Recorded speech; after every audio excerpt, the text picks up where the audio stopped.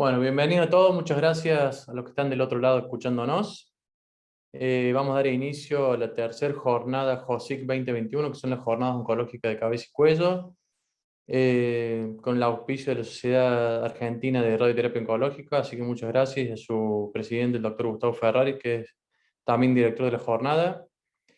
Esta es la tercera jornada que hacemos de oncológica.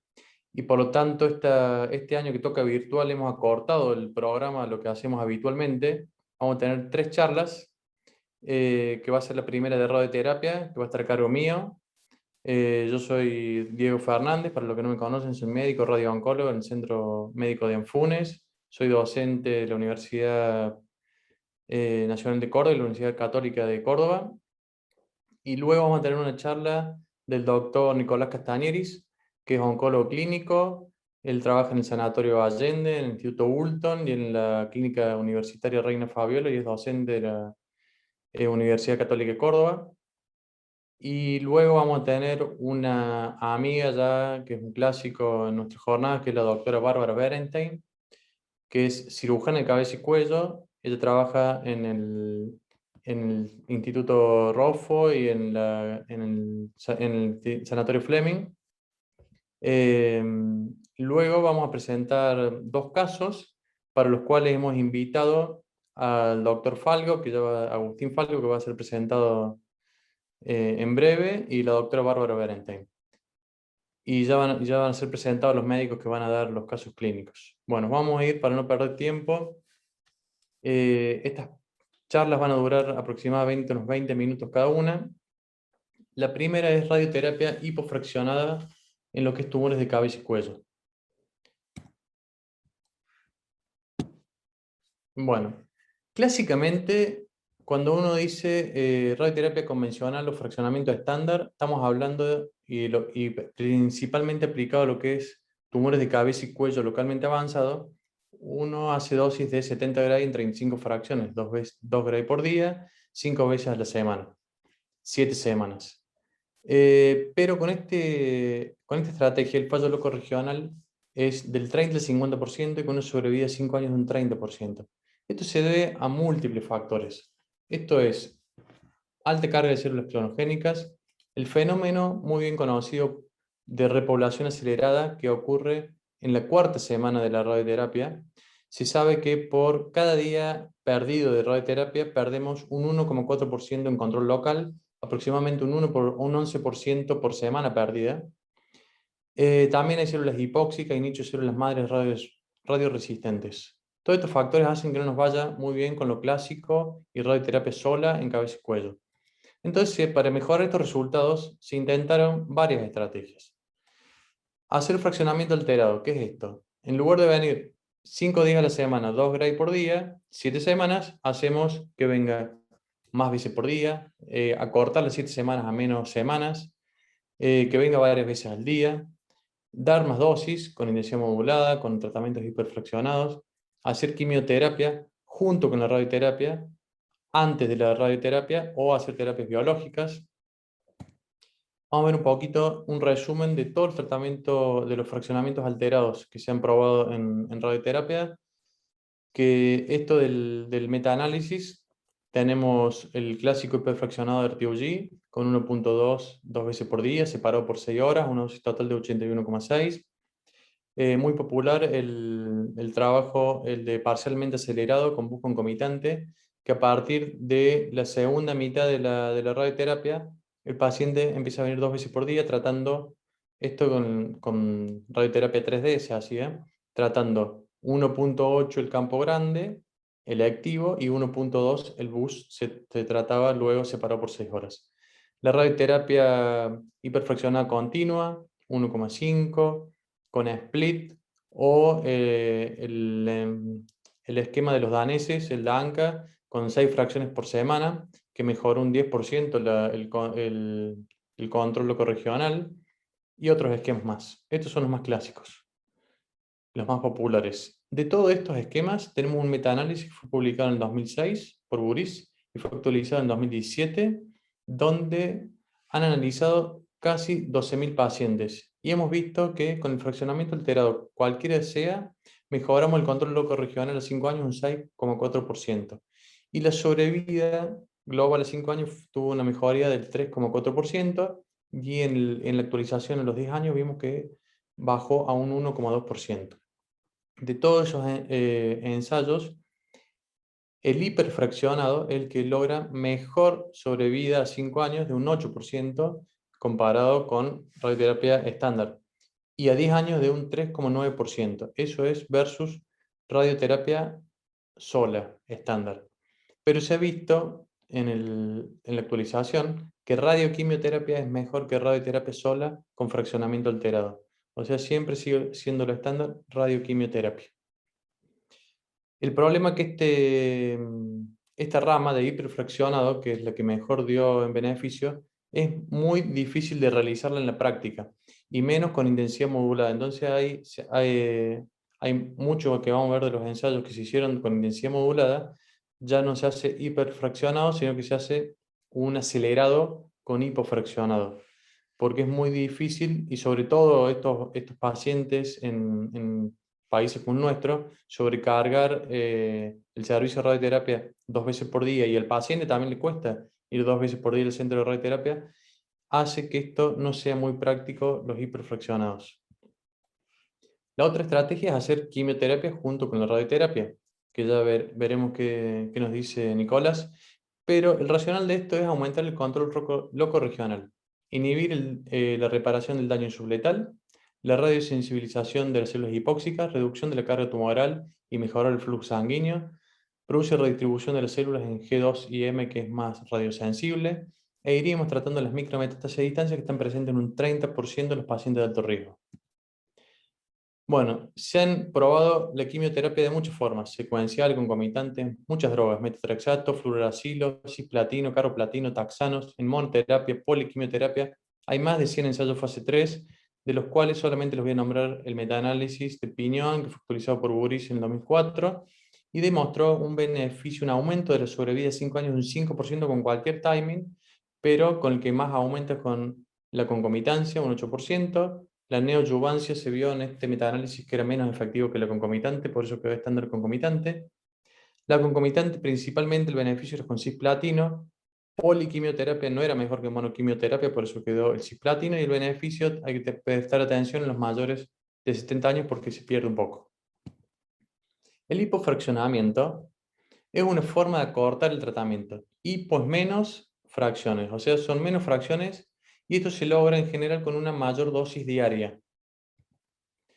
Y esto ya ha demostrado éxito en otras localizaciones, como ser en cáncer de mama, con los STAR Trial de Reino Unido, el cáncer de recto con Estocolmo 3, la próstata con los esquemas hipofraccionados, que ya se han vuelto estándar. Además, hay una ventaja radiobiológica. Se ha visto que el alfa-beta en los tumores de cabeza y cuello no es como los otros carcinomas que se toman de 10, sino que es un poquito más bajo, de 6,4 Gray. Por lo tanto, es tentador hacer un hipofraccionamiento porque nos daría una ventaja de mayor dosis en el tumor. Además, tenemos el fenómeno que les nombré de la repoblación acelerada en la cuarta semana. Por lo tanto, los esquemas que sean más cortos, también tendríamos una ventaja para tratar de vencer ese factor. Además, 2/3 de los tumores de cabeza y cuello se dan en países como el nuestro, de bajos y medianos recursos. Hay un reporte de la IAEA donde 50% de los pacientes no van a tener acceso a la radioterapia. Por lo tanto, hacer tratamientos hipofraccionados, que el paciente venga menos veces al centro de radioterapia, tiene una mejor compliance. Y por eso es que estamos hablando de los hipofraccionamientos en tantas localizaciones y también en cabeza y cuello. ¿Qué experiencias hay en el mundo? Tenemos el grupo danés, que si bien no es un hipofraccionado, es un acelerado. Ellos probaron hacer 6 fracciones por semana versus 5 fracciones por semana, y acortar de 7 a 6 semanas el tratamiento, mejoró un 10% el control locorregional. Los que mayor experiencia tienen en lo que es hipofraccionamientos, y sobre todo en cabeza y cuello, es en Reino Unido. Ya tenemos la experiencia de Birmingham y Edimburgo, donde ellos usan de hace mucho tiempo un esquema que dan dosis diarias de 2,75. El volumen, el activo, tratan a 41,25 Gray, y el GTB a una dosis total de 55 Gray, completando las 20 fracciones en total. Y después tenemos el régimen de Manchester en 15 o 16 fracciones, donde tratan el volumen electivo a 45 Gray, 3 Gray por día, y el volumen tumoral de GTB hasta 25 o 40 cc. Esto está descrito de tratamientos que hacían con 2D y con 3D, y hacían dosis de 50 a 55 Gray total, a 3.3, 3.7 Gray por fracción. Bueno, vamos a ver un poquito qué hay publicado de esto. El ensayo más grande que hay es el ensayo de Reino Unido de radioquimioterapia con radioterapia hipofraccionada, donde ellos han tratado 966 pacientes de los años 90 al 2000 con hipofraccionada más quimioterapia, pero no platino, no basada en platino la quimio. Y trataron pacientes no operados como pacientes operados. En los pacientes no operados compararon la rama de radioterapia sola, radioterapia con quimioterapia concurrente, la rama de radioquimioterapia secuencial versus radioquimioterapia concurrente más secuencial. Y vieron que el sobrevida global con radioterapia sola era de 2,6 años, 4,7 que la mayor sobrevida es con radioquimioterapia, 2,3 y 2,7 con la quimioterapia secuencial. En los pacientes operados, ellos compararon radioterapia versus radioquimioterapia concomitante y la sobrevida 5 años. La sobrevida global fue de 5 años con radioterapia, 4,6 para radioquimio, sin diferencias significativas. Vieron que la toxicidad, que le llaman toxicidad significativa, principalmente fue mucositis, fue del 11% con radioterapia, 28% con radioquimio, 12% con quimioterapia secuencial, 36% con radioquimio seguido de quimio secuencial. Los pacientes con cirugías previas, 9% radioterapia, 20% con radioquimioterapia. Esa es la mayor experiencia que tenemos de Reino Unido. También Madhava en Birmingham, que es otro de los centros que hacen estos esquemas hipofraccionados, publicaron en el 2006 carboplatino con hipofraccionado, un fase 2, donde fueron subiendo la dosis de carboplatino para ver cuál era la dosis óptima. 19 pacientes, también con el mismo esquema, 55 Gray en 20 fracciones y con carboplatino en semana 1 y 4. Tuvieron de esos 19 pacientes, 16 pacientes con respuesta completa, uno con parcial, o sea, un 89% de respuesta. Con un seguimiento de 24 meses, 13 pacientes están vivos, sin enfermedad, o sea, una sobrevida libre de enfermedad 2 años, un 68%. Tuvieron 4 recurrencias locales, 3 metástasis a distancias. En cuanto a toxicidad, 16 pacientes tuvieron mucositis G3. En 3 pacientes de esos duró 4 semanas o más, de los cuales uno había recibido carboplatino 4,5 y los otros 2 carboplatino área bajo la curva de 5, que fue la dosis limitante que encontraron. Y ellos concluyen que hacer carboplatino con hipofraccionado acelerado es factible. También este otro es el mismo esquema de hipofraccionado en 4 semanas, pero con, este un poco más nuevo, el 2014, carboplatino o cetuximab, en pacientes ya con dosaje del HPV, del PI6. 85 pacientes con un seguimiento de 26 meses. La sobrevida libre de fallo loco regional a 2 años fue del 68% para todo el cohorte. En los pacientes con PI6 positivo era del 87%. PI6 no fumadores. Los PI6 fumadores baja un 75% y los PI6 negativos a un 45% de la sobrevida libre de fallo locorregional. La sobrevida global a 2 años, 80% para toda la cohorte, 100% para los PI6 positivos, 90% PI6 positivo fumador y 47% para los PI6 negativos. El ERTIOG 0022. Este fue el primer ensayo multiinstitucional que utilizaron IMRT en orofaringe, pero son pacientes con estadio temprano y sin quimioterapia. Este ensayo lo que tiene fue el primer ensayo donde se usaron guías de delineación para que todos los centros participantes tuvieran las mismas guías y fuera uniforme la delineación de volúmenes, que es clave eso.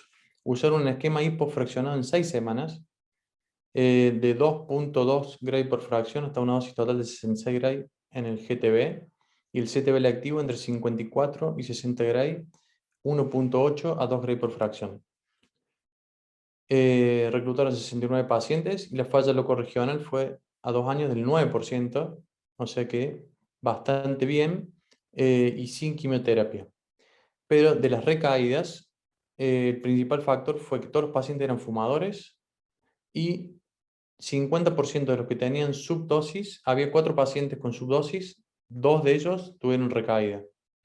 O sea que clave la delineación correcta de los volúmenes. Y la serostomía mayor o igual a G2 a 24 meses fue del 16%. Este otro ensayo más nuevo de factibilidad, porque no teníamos experiencias con cisplatino y la radioterapia hipofraccionada. Este es un ensayo que hicieron en Brasil, donde trataron con el esquema inglés de 55 Gray el GTB, CTB 44-48 Gray en 20 fracciones, con 4 ciclos de quimioterapia concomitante, 35 miligramos metro cuadrado. El endpoint fue la tasa de completar el tratamiento. Todos completaron la radioterapia y un 95% completaron 3 ciclos de quimioterapia, y el otro endpoint era la toxicidad aguda, que tuvieron toxicidad G4, tuvieron una paciente con fatiga, uno con linfopenia G4, dermatitis y mucositis G3 fue 30 y 40% respectivamente, tuvo de alimentación 75% durante la radioterapia, 20% baja a los 2 meses, y solamente un paciente tuvo alimentación luego de los 12 meses. Y esto es similar, la toxicidad aguda es idéntica al brazo de control que se hizo en el RTUG 0129, si se acuerdan, el que randomizó 2 versus 3 ciclos de quimioterapia con un esquema acelerado de radioterapia. Moderado el esquema danés.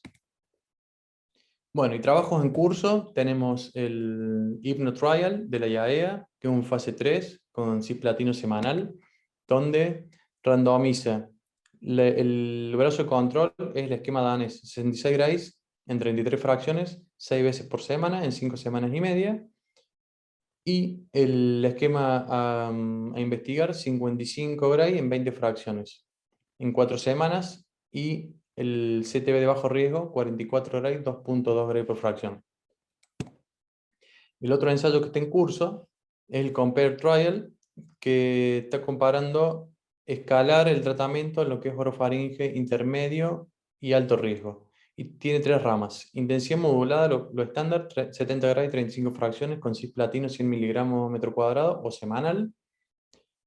Radioterapia hipofraccionada parcialmente acelerada, 64 grados en 25 fracciones con el mismo esquema de cisplatino, o un tercer brazo de durvalumab 1500 miligramos, seguido del brazo 1 de radioterapia estándar, seguido de durvalumab. Bueno, esperamos estos resultados que nos van a aclarar mejor el rol de los hipofraccionamientos en cabeza y cuello. Además, el hipofraccionamiento es interesante en esta época de COVID. Está ahí una experiencia del grupo de O'Sullivan en Canadá, porque hay interés en que los pacientes vengan menos veces y se desplacen menos a los centros de radioterapia. Así que otra de las ventajas o del interés por qué hacer hipofraccionado en cabeza y cuello, sobre todo en época de pandemia. Bueno, no es de la charla, pero es clave siempre la delimitación de volúmenes, delimitar siempre nuestro GTB, nuestro CTB, según las guías. Hay que ser muy preciso para evitar dosis marginales, que como vemos nos van a dar recaídas, y además hacer una radioterapia cada vez más selectiva para proteger más órganos de riesgo y órganos de riesgo que antes no pensamos y hay que empezar a pensar. Disminuir volúmenes electivos innecesarios, en los casos favorables, cuando se pueda hacer irradiación unilateral de, por ejemplo, un cáncer de amígdala, pacientes con HPV positivo, para disminuir aún más la toxicidad y mejorar la calidad de vida en los pacientes con alta chance de curarse. Tenemos guías que ya están, es cuestión de leerlas, pero para que sepan que están, y hay que verlas para que todos dibujemos uniformemente bien los casos, también para tal consenso ganglionar. Porque si no, como pasó en las primeras experiencias de intensidad modulada, teníamos recaídas, por ejemplo, en la base del cráneo, porque había zonas que había que incluir que no se incluyeron. Hay también guías para el escenario postoperatorio, el escenario de ganglios positivos, donde cómo incluir los espacios retroesteloideos, los retrofaringios, qué hacer cuando hay un ganglio corruptor capsular, cómo incluir el CTB. Bueno, son todos factos en el escenario postoperatorio. Son todos detalles que son claves en el momento de delinear un paciente de cabeza y cuello. Un poco para resumir los esquemas que se usan en el mundo, en la Universidad de Michigan, pacientes dividen HP positivo o negativo, al tumor le siguen dando 70 Gray, 56 Gray en los HP positivos, solamente 2 niveles de dosis, en el HP negativo hay 3 niveles de dosis, una dosis intermedia de 59,5 y una dosis baja de 56, todo esto con IMRT y bus simultáneo integrado. El memorial, 33 fracciones, 70 grados el tumor, 2.12, 1.8 intermedio y 1.64 el volumen electivo de bajo riesgo. ¿Qué estamos haciendo nosotros? Desde hace ya varios años, este esquema ya hace más de 10 años que lo estoy haciendo en 30 fracciones, basado o inspirado en el esquema en el 0, en el de Eibrus que les mostré que hacían 66 Gray y 2.2 Gray. Bueno, pero como eran estadios tempranos, lo que hago en localmente avanzado son 70 Gray 2.3, una dosis intermedia para cuando la necesitamos, por ejemplo, un nivel ganglionar que fue operado positivo o el margen peritumoral, 60 Gray a 2 Gray por fracción, y un volumen para el electivo de bajo riesgo más alejado, 1.8 Gray por fracción. Y desde hace ya 2 años, un esquema más hipofraccionado basado en el de la IAEA, en la experiencia inglesa, 60 Gray en 20 fracciones, 3 Gray por fracción, 54 el electivo de alto riesgo y 48 Gray el electivo de bajo riesgo. Y nosotros hemos analizado a nuestros pacientes en estos años, 151 pacientes tratados con BIMAT y con IGRT, con hipofraccionamiento. Y tiene un seguimiento de 21 meses el esquema con 30 fracciones, 46 pacientes. Tenemos 52 pacientes tratados con 20 fracciones, con 19 meses de seguimiento, y 51 meses para el resto de los pacientes tratados con fraccionamiento estándar.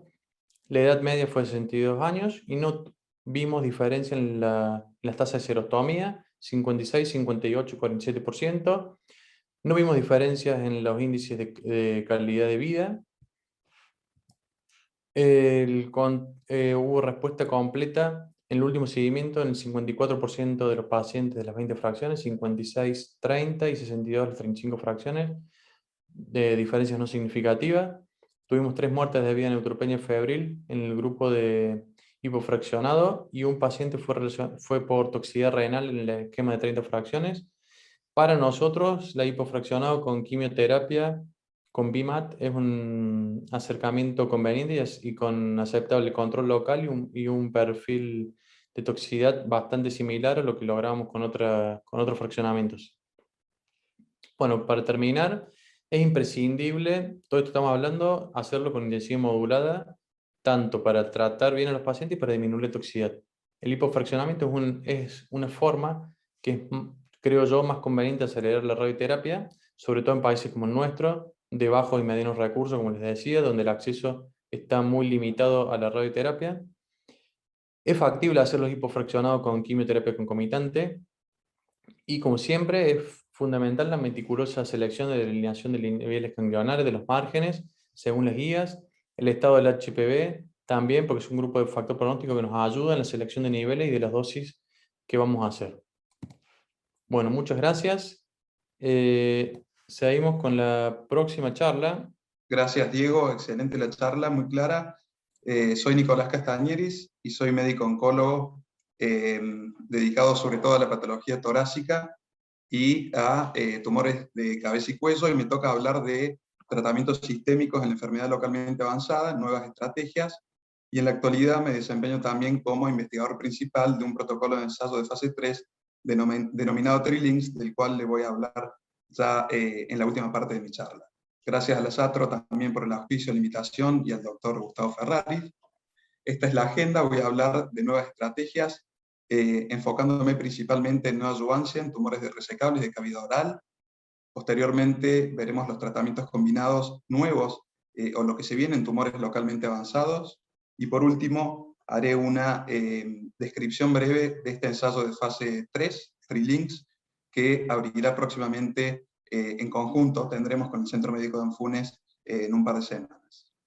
Bueno, iniciamos con la neoadjuvancia y para dar inicio a lo nuevo quiero ir a la historia, a los ensayos históricos. El primero de la doctora Lisa Lisitra, que está a su izquierda, del Instituto del Tumor de Milán, un ensayo randomizado de fase 3 que incluyó pacientes con tumores de cavidad oral, principalmente T2, T3, N0 o N1, y los aleatorizó a recibir quimioterapia neoadjuvante con cisplatina o fluoracilo por 3 ciclos seguidos de cirugía o cirugía de entrada.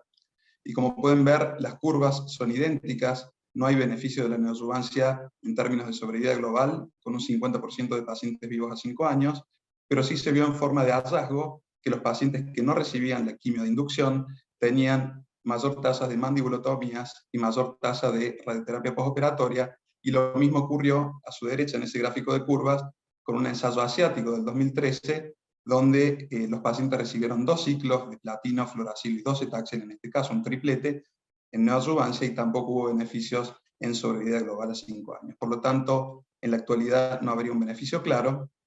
Y traigo ahora la inmunoterapia. Entiendo que muchos de los que están del otro lado no son oncólogos, y la inmunoterapia es algo que ha venido a revolucionar a los oncólogos, a los pacientes, a darles beneficios a muchos, y no es la excepción el cáncer de cabeza y cuello. Hoy contamos con distintos anticuerpos monoclonales, entre ellos pembrolizumab y nivolumab, ya aprobados en primera línea y en segunda línea en tumores avanzados, carcinomas escamosos de cabeza y cuello. Y en este gráfico quiero representarles la forma en la que actúan, a modo de repaso, muchos lo sabrán seguramente. En ese círculo rojo que ustedes ven, pueden ver la interacción entre el PD-1, que es un receptor de membrana del linfocito T, y el PDL1, que está en amarillo, que está en la célula tumoral. Al unirse, se genera un estímulo inhibitorio por el cual la célula tumoral inhibe la respuesta linfocitaria, y estos anticuerpos, denominados inmunoterápicos, impedirían esa unión, por lo cual la respuesta inmune se desarrollaría con más efectividad para atacar el tumor. En este año se presentó el primer ensayo con pembrolizumab neoadjuvante. Es un ensayo de fase 2 con tumores de cavidad oral de alto riesgo, definidos como más de una adenopatía o extensión extranodal. Todos los pacientes recibían un ciclo de pembrolizumab entre 1 y 3 semanas antes de la cirugía, y luego de operados eran estratificados en 2 cohortes, una de alto riesgo que ven a la izquierda, por artibología, es decir, compromiso de los márgenes o extensión extranodal. Estos recibían quimio-radioterapia con cisplatino semanal y pembrolizumab, seguido de pembro por 7 ciclos, y los de riesgo intermedio recibían radioterapia más pembrolizumab para completar 7 ciclos. El objetivo primario fue la sobrevida libre de enfermedad 12 meses y compararlos con los resultados históricos de ambos grupos de riesgo, según RTOG 9501. Los pacientes involucrados fueron 92, principalmente con tumores de cavidad oral, un 88%, mayoría de los pacientes T3 y T4, y casi un 70% con compromiso ganglionar N2 o más, pacientes de alto riesgo. Y estos son los resultados. El resultado de la cohorte de alto riesgo que se ve en la línea roja fueron similares a los del RTOG. Sin embargo, aquellos de riesgo intermedio que recibieron inmunoterapia seguido de inmunoradioterapia tienen una sobrevida libre de enfermedad a 12 meses de un 97%, y esto se comparó muy favorable respecto a los resultados del RTOG de la rama de riesgo intermedio, donde la sobrevida libre de enfermedad fue de un 70%. Esto fue estadísticamente significativo, pero tengamos en cuenta que es un fase 2, con pocos pacientes, y por ahora no define nada, pero plantea el pembrolizumab como una posibilidad a futuro a seguir estudiando en ensayos de fase 3. Lo importante, y para mí interesante de este ensayo, es que, como ustedes pueden ver en el gráfico de tortas a su izquierda, un 50% de los pacientes no logró ningún tipo de respuesta patológica en la pieza quirúrgica con solo un ciclo de pembrolizumab. Sin embargo, un 30%, que están en naranja, y un 8% en gris, lograron respuestas patológicas mayores o parciales. Y si uno estratifica a los pacientes de acuerdo al hallazgo del patólogo en la pieza quirúrgica, ustedes pueden ver que en la línea roja de sobrevida, libre de enfermedad, a 12 meses el 100% de los pacientes que habían tenido algún grado de respuesta patológica estaban libres de recurrencia, comparado con un 73% de aquellos pacientes que no presentaban ningún tipo de respuesta a nivel patológico. Y esto fue estadísticamente significativo, con una reducción del riesgo de recurrencia de casi un 80%. Hay otros ensayos de inmunoterapia en neoadjuvancia, pembrolizumab, en vez de un ciclo, 2 ciclos. Esto demostró duplicar las tasas de respuesta patológica significativas. Puede ser por los 2 ciclos, o la hipótesis también es que se haya demorado más en llevarse a cabo la cirugía, y sabemos que la inmunoterapia actúa en forma lenta, no como otras terapias que tenemos habitualmente en oncología, sobre todo en oncología torácica. Y otros ensayos también que estudiaron nivolumab, otro anti-PD1, o en combinación con ipilimumab, que es otro inhibidor de checkpoint inmunitarios. La combinación mostró de hecho mayores tasas de respuesta patológicas mayores, hasta un 30%. Hoy la inmunoterapia neoadjuvante muestra resultados promisorios, pero todavía no contamos aún con resultados de ensayos randomizados de fase 3. Esta pregunta de si la inmunoterapia sirve en el escenario preoperatorio nos la va a responder el Keynote 0689, que es un ensayo de fase 3 para enfermedad resecable en estadios 3 y 4A. Vean en verde está la rama experimental. Aquellos pacientes van a recibir 2 ciclos de inmunoterapia con pembrolizumab, 200 miligramos cada 3 semanas, luego van a ir a cirugía, y posteriormente, de acuerdo al riesgo, si son de alto riesgo, recibirán pembrolizumab, radioquimioterapia, y si son de riesgo bajo, solo radioterapia y pembrolizumab, a continuar por un total de 1 año. Estos resultados están pendientes, y en los próximos años seguramente vamos a contar con esos. Otra de las cosas que traje para esta charla como nuevas estrategias son nuevas estrategias utilizadas o que están siendo testeadas en tumores localmente avanzados, como el Javelin 100, el Debio fase 2, y por último voy a hacer un resumen de las nuevas estrategias de todos los ensayos que están ahora encaminándose, que son de fase 3. En primer lugar, y como mencionaba Diego, un poco decirles, de nuevo repasar qué aprendimos del metaanálisis MATCH, que es la base de datos más grande que tenemos de quimioterapia agregada al tratamiento local, con más de 19.000 pacientes.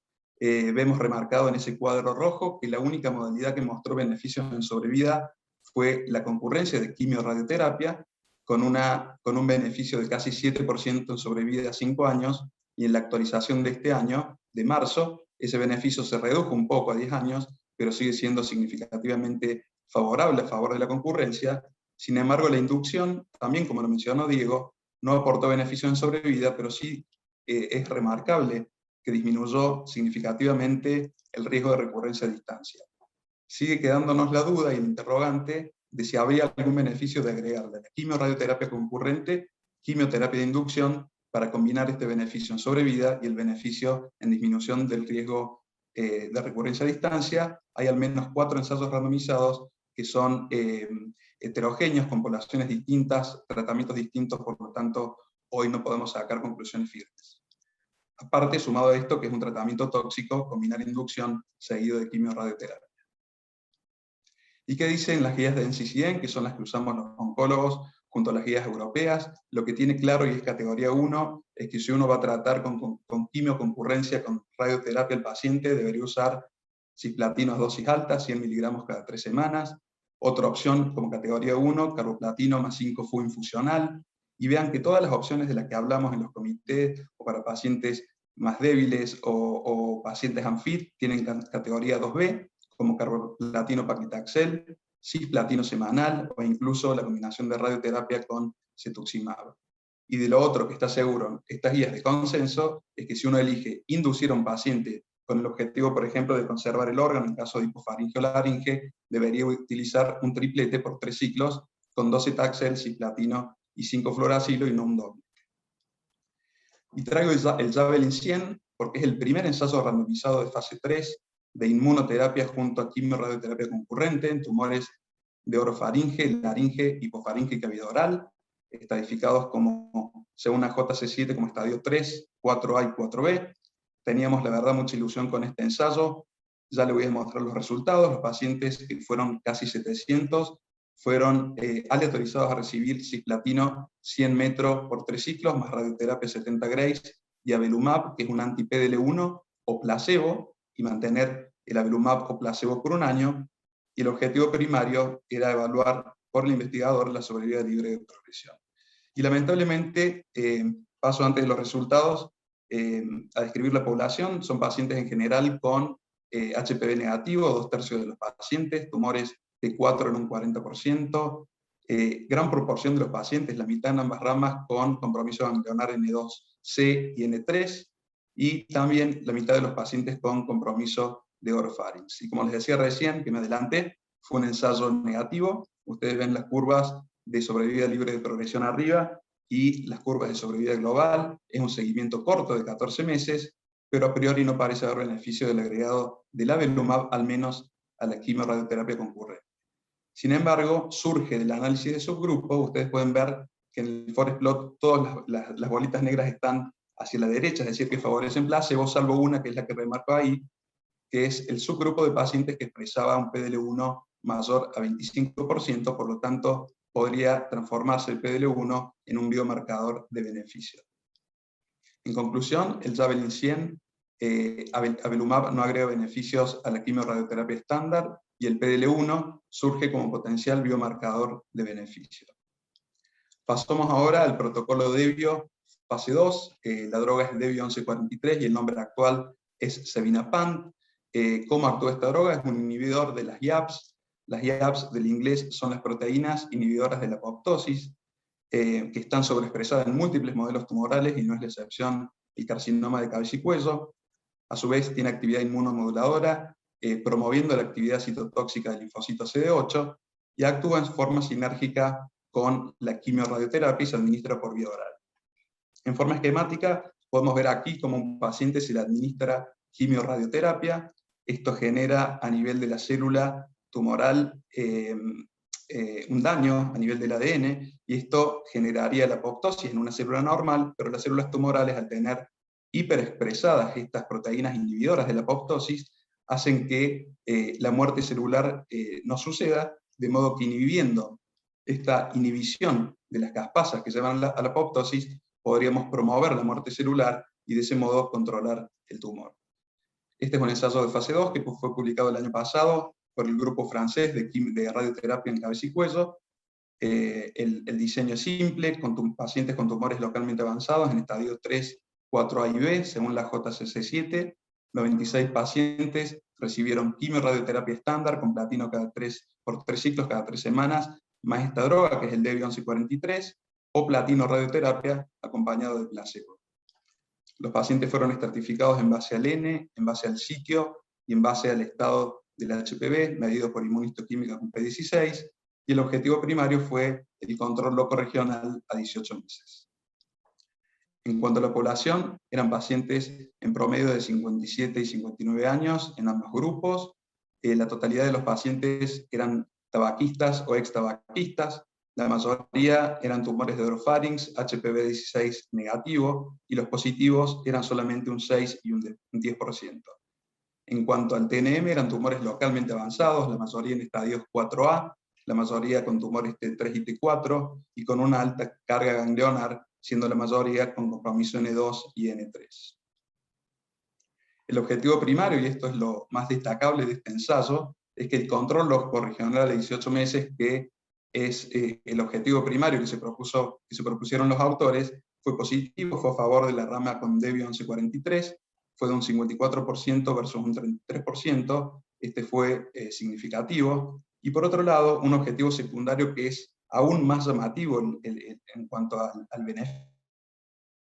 beneficio. Fíjense que los pacientes que recibieron DEBIO con un seguimiento de 24 meses todavía no habían alcanzado la mediana de sobrevida libre de progresión, y el grupo control había alcanzado con 17 meses de promedio, y a 24 meses un 72% de pacientes se mantenían libres de progresión versus un 41% en la rama control. Esto se traduce en una reducción del riesgo de recurrencia o progresión de un 63%. Los datos de sobrevida global no son maduros, el seguimiento es corto, 24 meses, pero hay una fuerte tendencia también a una mejoría en sobrevida con una disminución, aunque no significativa, del riesgo de muerte del 35%.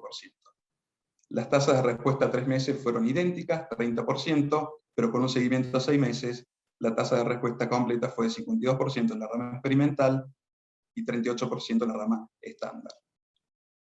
Acá están los gráficos de sobrevida libre de progresión arriba, sobrevida global abajo. La curva roja es la de Debbie 1143, administrado por vía oral. Ven que las curvas ambas se separan en los primeros 2 meses de tratamiento. Y en cuanto a la seguridad, fue muy bien tolerado. Vean que los eventos adversos grado 3, 4, eventos adversos serios y las tasas de reducción de dosis fueron prácticamente idénticas en el grupo de Debbie 1143 y en el grupo de placebo, pero sí hubo una mayor tasa de disfagia grado 3-4, mucositis grado 3-4 y anemia grado 3-4 en la rama experimental. Es importante remarcar que no se detectaron muertes relacionadas al tratamiento y la tasa de discontinuación por toxicidad fue de 8% en la rama de Debbie. Esta droga además no potenció los eventos adversos propios del cisplatino, que son el fallo renal, por supuesto, la neuropatía, náuseas y vómitos, y tampoco empeoró la toxicidad hematológica. En conclusión, el Xevinapant es superior al placebo en control locorregional a 18 meses, también en sobrevida libre de progresión, y no agrega toxicidades en forma significativa. Los autores concluyen que este fármaco es el primer fármaco en mostrar superioridad en un ensayo randomizado, recordemos que es un fase 2, cuando se combina con el estándar histórico, que es platino 100 metros cada 3 semanas más radioterapia. Por supuesto que esto hizo que pase un ensayo de fase 3, que es el que les voy a describir a continuación. Esto es un resumen de las distintas estrategias en marcha, son ensayos de fase 3, son múltiples, no quiero ahondar en cada uno, pero la modalidad o la estrategia es incorporar la inmunoterapia, ya sea previo a la cirugía, previo al inicio de la radioterapia, en concurrencia con la quimioradioterapia, y seguido también por un mantenimiento de inmunoterapia, y otra de las estrategias también es suplir a la quimioterapia en pacientes que son no pasibles de recibir platino por inmunoterapia. Y ya para ir terminando, quiero presentarles este ensayo de fase 3, el TRILING, que llevamos a cabo adelante con el ensayo de fase 3 randomizado que compara la eficacia y seguridad del Debbie 1143 en combinación con IMRT en pacientes con tumor localmente avanzado. Es similar al fase 2 que les nombré recién, lo vamos a llevar adelante en Reina Fabiola y en combinación con Centro Médico de Anfunes. El objetivo primario de este ensayo de fase 3 es la sobrevida libre de eventos por un comité ciego independiente, y el diseño es exactamente el mismo. Participan 200 instituciones alrededor del mundo, y los criterios de inclusión principal, que quiero que es lo que se lleven también, son pacientes con carcinoma localmente avanzado, estadio 3, 4 AIB de laringe, hipofaringe y orofaringe, pero estos últimos deben ser P16 negativos, deben ser capaces de tolerar un tratamiento combinado de quimio-radioterapia, deben tener una buena función de glutoria, o en caso de que no puedan, también se puede utilizar sonda nasogástrica, sesunostomía o gastrostomía. Recordemos que es administrado por vía oral, es un jarabe, deben tener enfermedad medible, y proveer tejido es una opción, no es necesario. Con esto voy terminando. Los criterios de exclusión principales de este ensayo de fase 3 son la neuropatía, el fallo renal y el déficit auditivo significativo, pacientes desnutridos y aquellos pacientes con infección conocida por HIV, hepatitis B y hepatitis C. Para concluir, la inmunoterapia neoadyuvante tiene resultados promisorios, hay ensayos de fase 3 en marcha. En el Javelin, el avelumab lamentablemente no agregó beneficios al tratamiento estándar. El Debbie, el fase 2, fue un ensayo positivo y aguardamos el resultado del TRILINX. Y ensayos en marcha tenemos múltiples estrategias en combinación de quimio-inmunoradioterapia, pero necesitamos biomarcadores para seleccionar mejor a los pacientes. Y lo más importante, por supuesto, es el abordaje multidisciplinario de estos pacientes. Muchas gracias. Bueno, ahora toca a Bárbara, la doctora Bárbara Berenstein, que nos va a hablar. Ya la presentó Diego. Hola Bárbara, ¿cómo estás? Hola, gracias por la invitación. Bueno, yo tengo que hablar un poco de tratamiento de cavidad oral, que es mucho para poco tiempo, pero voy a tratar de remarcar los conceptos claves que lo más probable es que ya todos ustedes obviamente lo sepan. Bueno, lo primero que voy a decir es lo último que dijo Nicolás, y esto es clave. Los pacientes de cabeza y cuello, como todos los pacientes oncológicos en general, se han vuelto muy difíciles en su terapéutica, así que estos pacientes prácticamente es imposible abordarlos de manera individual. La recomendación hoy en día, donde está comprobado que tiene un impacto directo en la sobrevida, es el abordaje multidisciplinario, y ya no solo estamos los cirujanos, oncólogos, radioterapeutas, sino todos estos integrantes del equipo multidisciplinario que que nos van a ayudar a volver a reinsertar a estos pacientes luego de su tratamiento en su rutina cotidiana. Bueno, como ya sabemos todo, esta vez un poco de epidemiología del cáncer de cavidad oral, simplemente para mencionar que en realidad hay dos curvas hoy en día, podemos encontrar pacientes de aproximadamente 40 a 45 años y otra curva en pacientes de 50 a 60 años. La gran mayoría son carcinomas escamosos y tenemos que tener en cuenta, para mí, que es lo más importante, son los tres últimos renglones, que el 30 o 35% de estos pacientes se van a presentar en estadios avanzados, que de un 30 a un 60% van a presentar una recurrencia locorregional y un tercio de ellos metástasis a distancia. Esto es un poco, bueno, los radioterapeutas más que nada conocen muchísimo la anatomía, pero a veces con algunos médicos es un poco complicado. Tengamos en cuenta los sitios y subsitios de lo que es cavidad oral. O sea, de la lengua, 2/3 anteriores es una lengua oral, se trata principalmente con cirugía, y el tercio posterior ya pertenece a la orofaringe. Así que es muy importante que todos hablemos el mismo idioma. Estas son las funciones ya conocidas de la cavidad oral, por lo tanto, cada vez que uno haga algún tipo de terapéutica sobre la misma, tenemos que tratar de devolverle al paciente todas estas funciones de habla, respiración, masticación, deglución, expresión facial y estética, ¿sí? Lo que les refería respecto de los subsitios de la cavidad oral, que es súper importante, y esto porque es importante conocerlos, porque cada uno de ellos va a tener un drenaje linfático bastante determinado y una chance, como dijo Diego, de metástasis que va a estar relacionado con el sitio. O sea, la encía superior y el paladar óseo van a tener una chance de metástasis cervical del 10%, no así el piso de boca y la lengua, que es arriba del 20%, y es por eso que muchas veces tenemos que hacer un vaciamiento electivo. Factores epidemiológicos: tabaco, alcohol, HPV, hoy no tanto en cavidad oral, pero en estudio, y todos en sinergia ya sabemos que tienen relación, y los tumores más frecuentes distribuidos por sitios en la cavidad oral van a ser la lengua y el piso de la boca, por lo menos en nuestro medio, ¿sí? Esto va a ir cambiando según en la región geográfica y los hábitos de cada uno de los pacientes. Por lejos, arriba del 90% van a ser carcinomas escamosos, pero tengamos en cuenta que hay otras estirpes como los cánceres de glándula salival menor, que están distribuidos en toda la economía del tracto digestivo superior.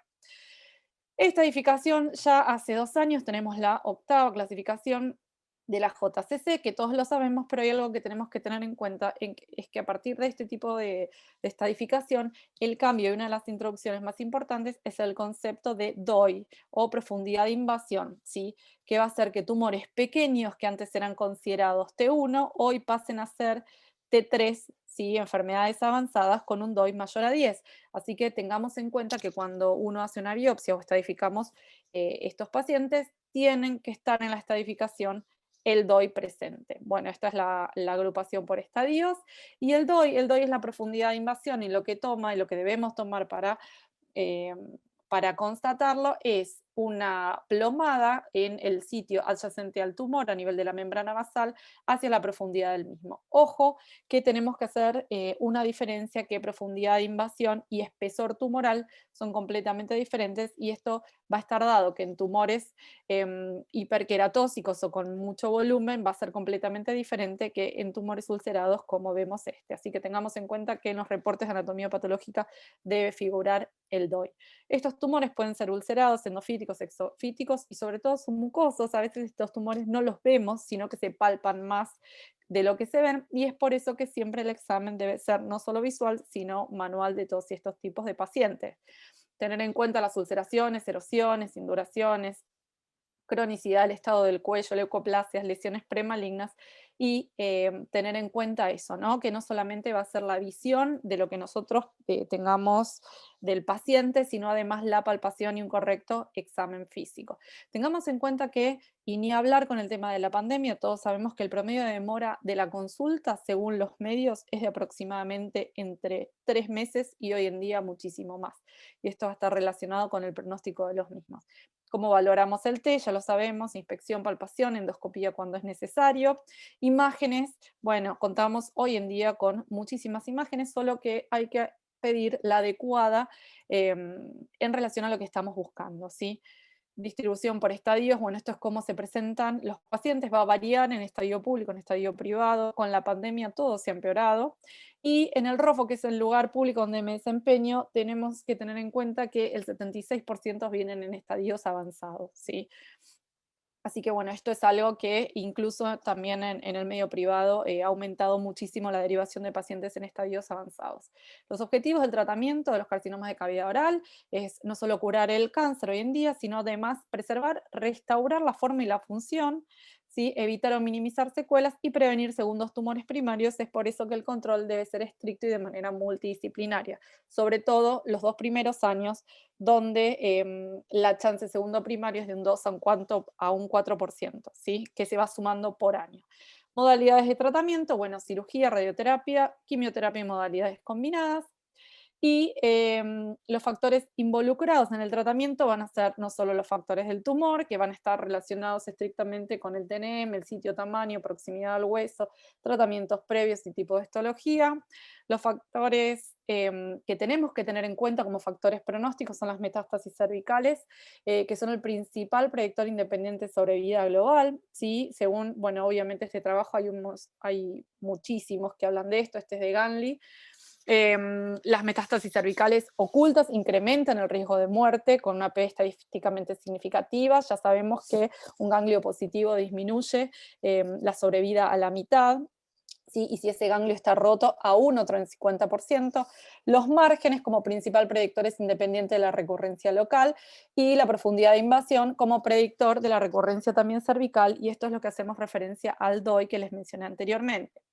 Los pacientes con estadios, sin embargo, con estadios tempranos de lengua tienen un muy buen pronóstico siempre que son consultados a tiempo, y tenemos en cuenta que la presencia de metástasis cervicales fue el principal predictor de sobrevida. Bueno, es por ello que surge este trabajo que para nosotros fue bastante pivotal en el servicio, del Tata Memorial, gente de la India que tiene muchísima experiencia en cánceres de cavidad oral, donde ellos concluyen que la disección cervical electiva en aquellos pacientes y en aquellos sitios donde hay una alta chance de hacer una micrometástasis aumenta la sobrevida global y la sobrevida libre de enfermedad. Es por eso que por lo menos mi grupo de trabajo, cuando tenemos un paciente que tenga un DOI mayor a 4, ¿sí? Realizamos vaciamiento electivo.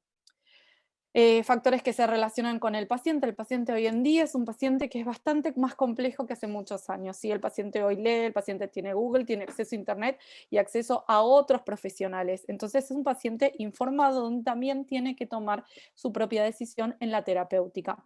Y todas estas cuestiones como la edad, las comorbilidades sobre todo, muchos de ellos la profesión, hay gente que cambia modalidades terapéuticas en base a tratar de seguir trabajando y seguir haciendo su vida lo más normal posible, la aceptación, el cumplimiento de la terapéutica propuesta, etcétera, etcétera, etcétera. Así que hoy el paciente toma sus propias decisiones basadas en un montón de cuestiones que no son estrictamente su patología.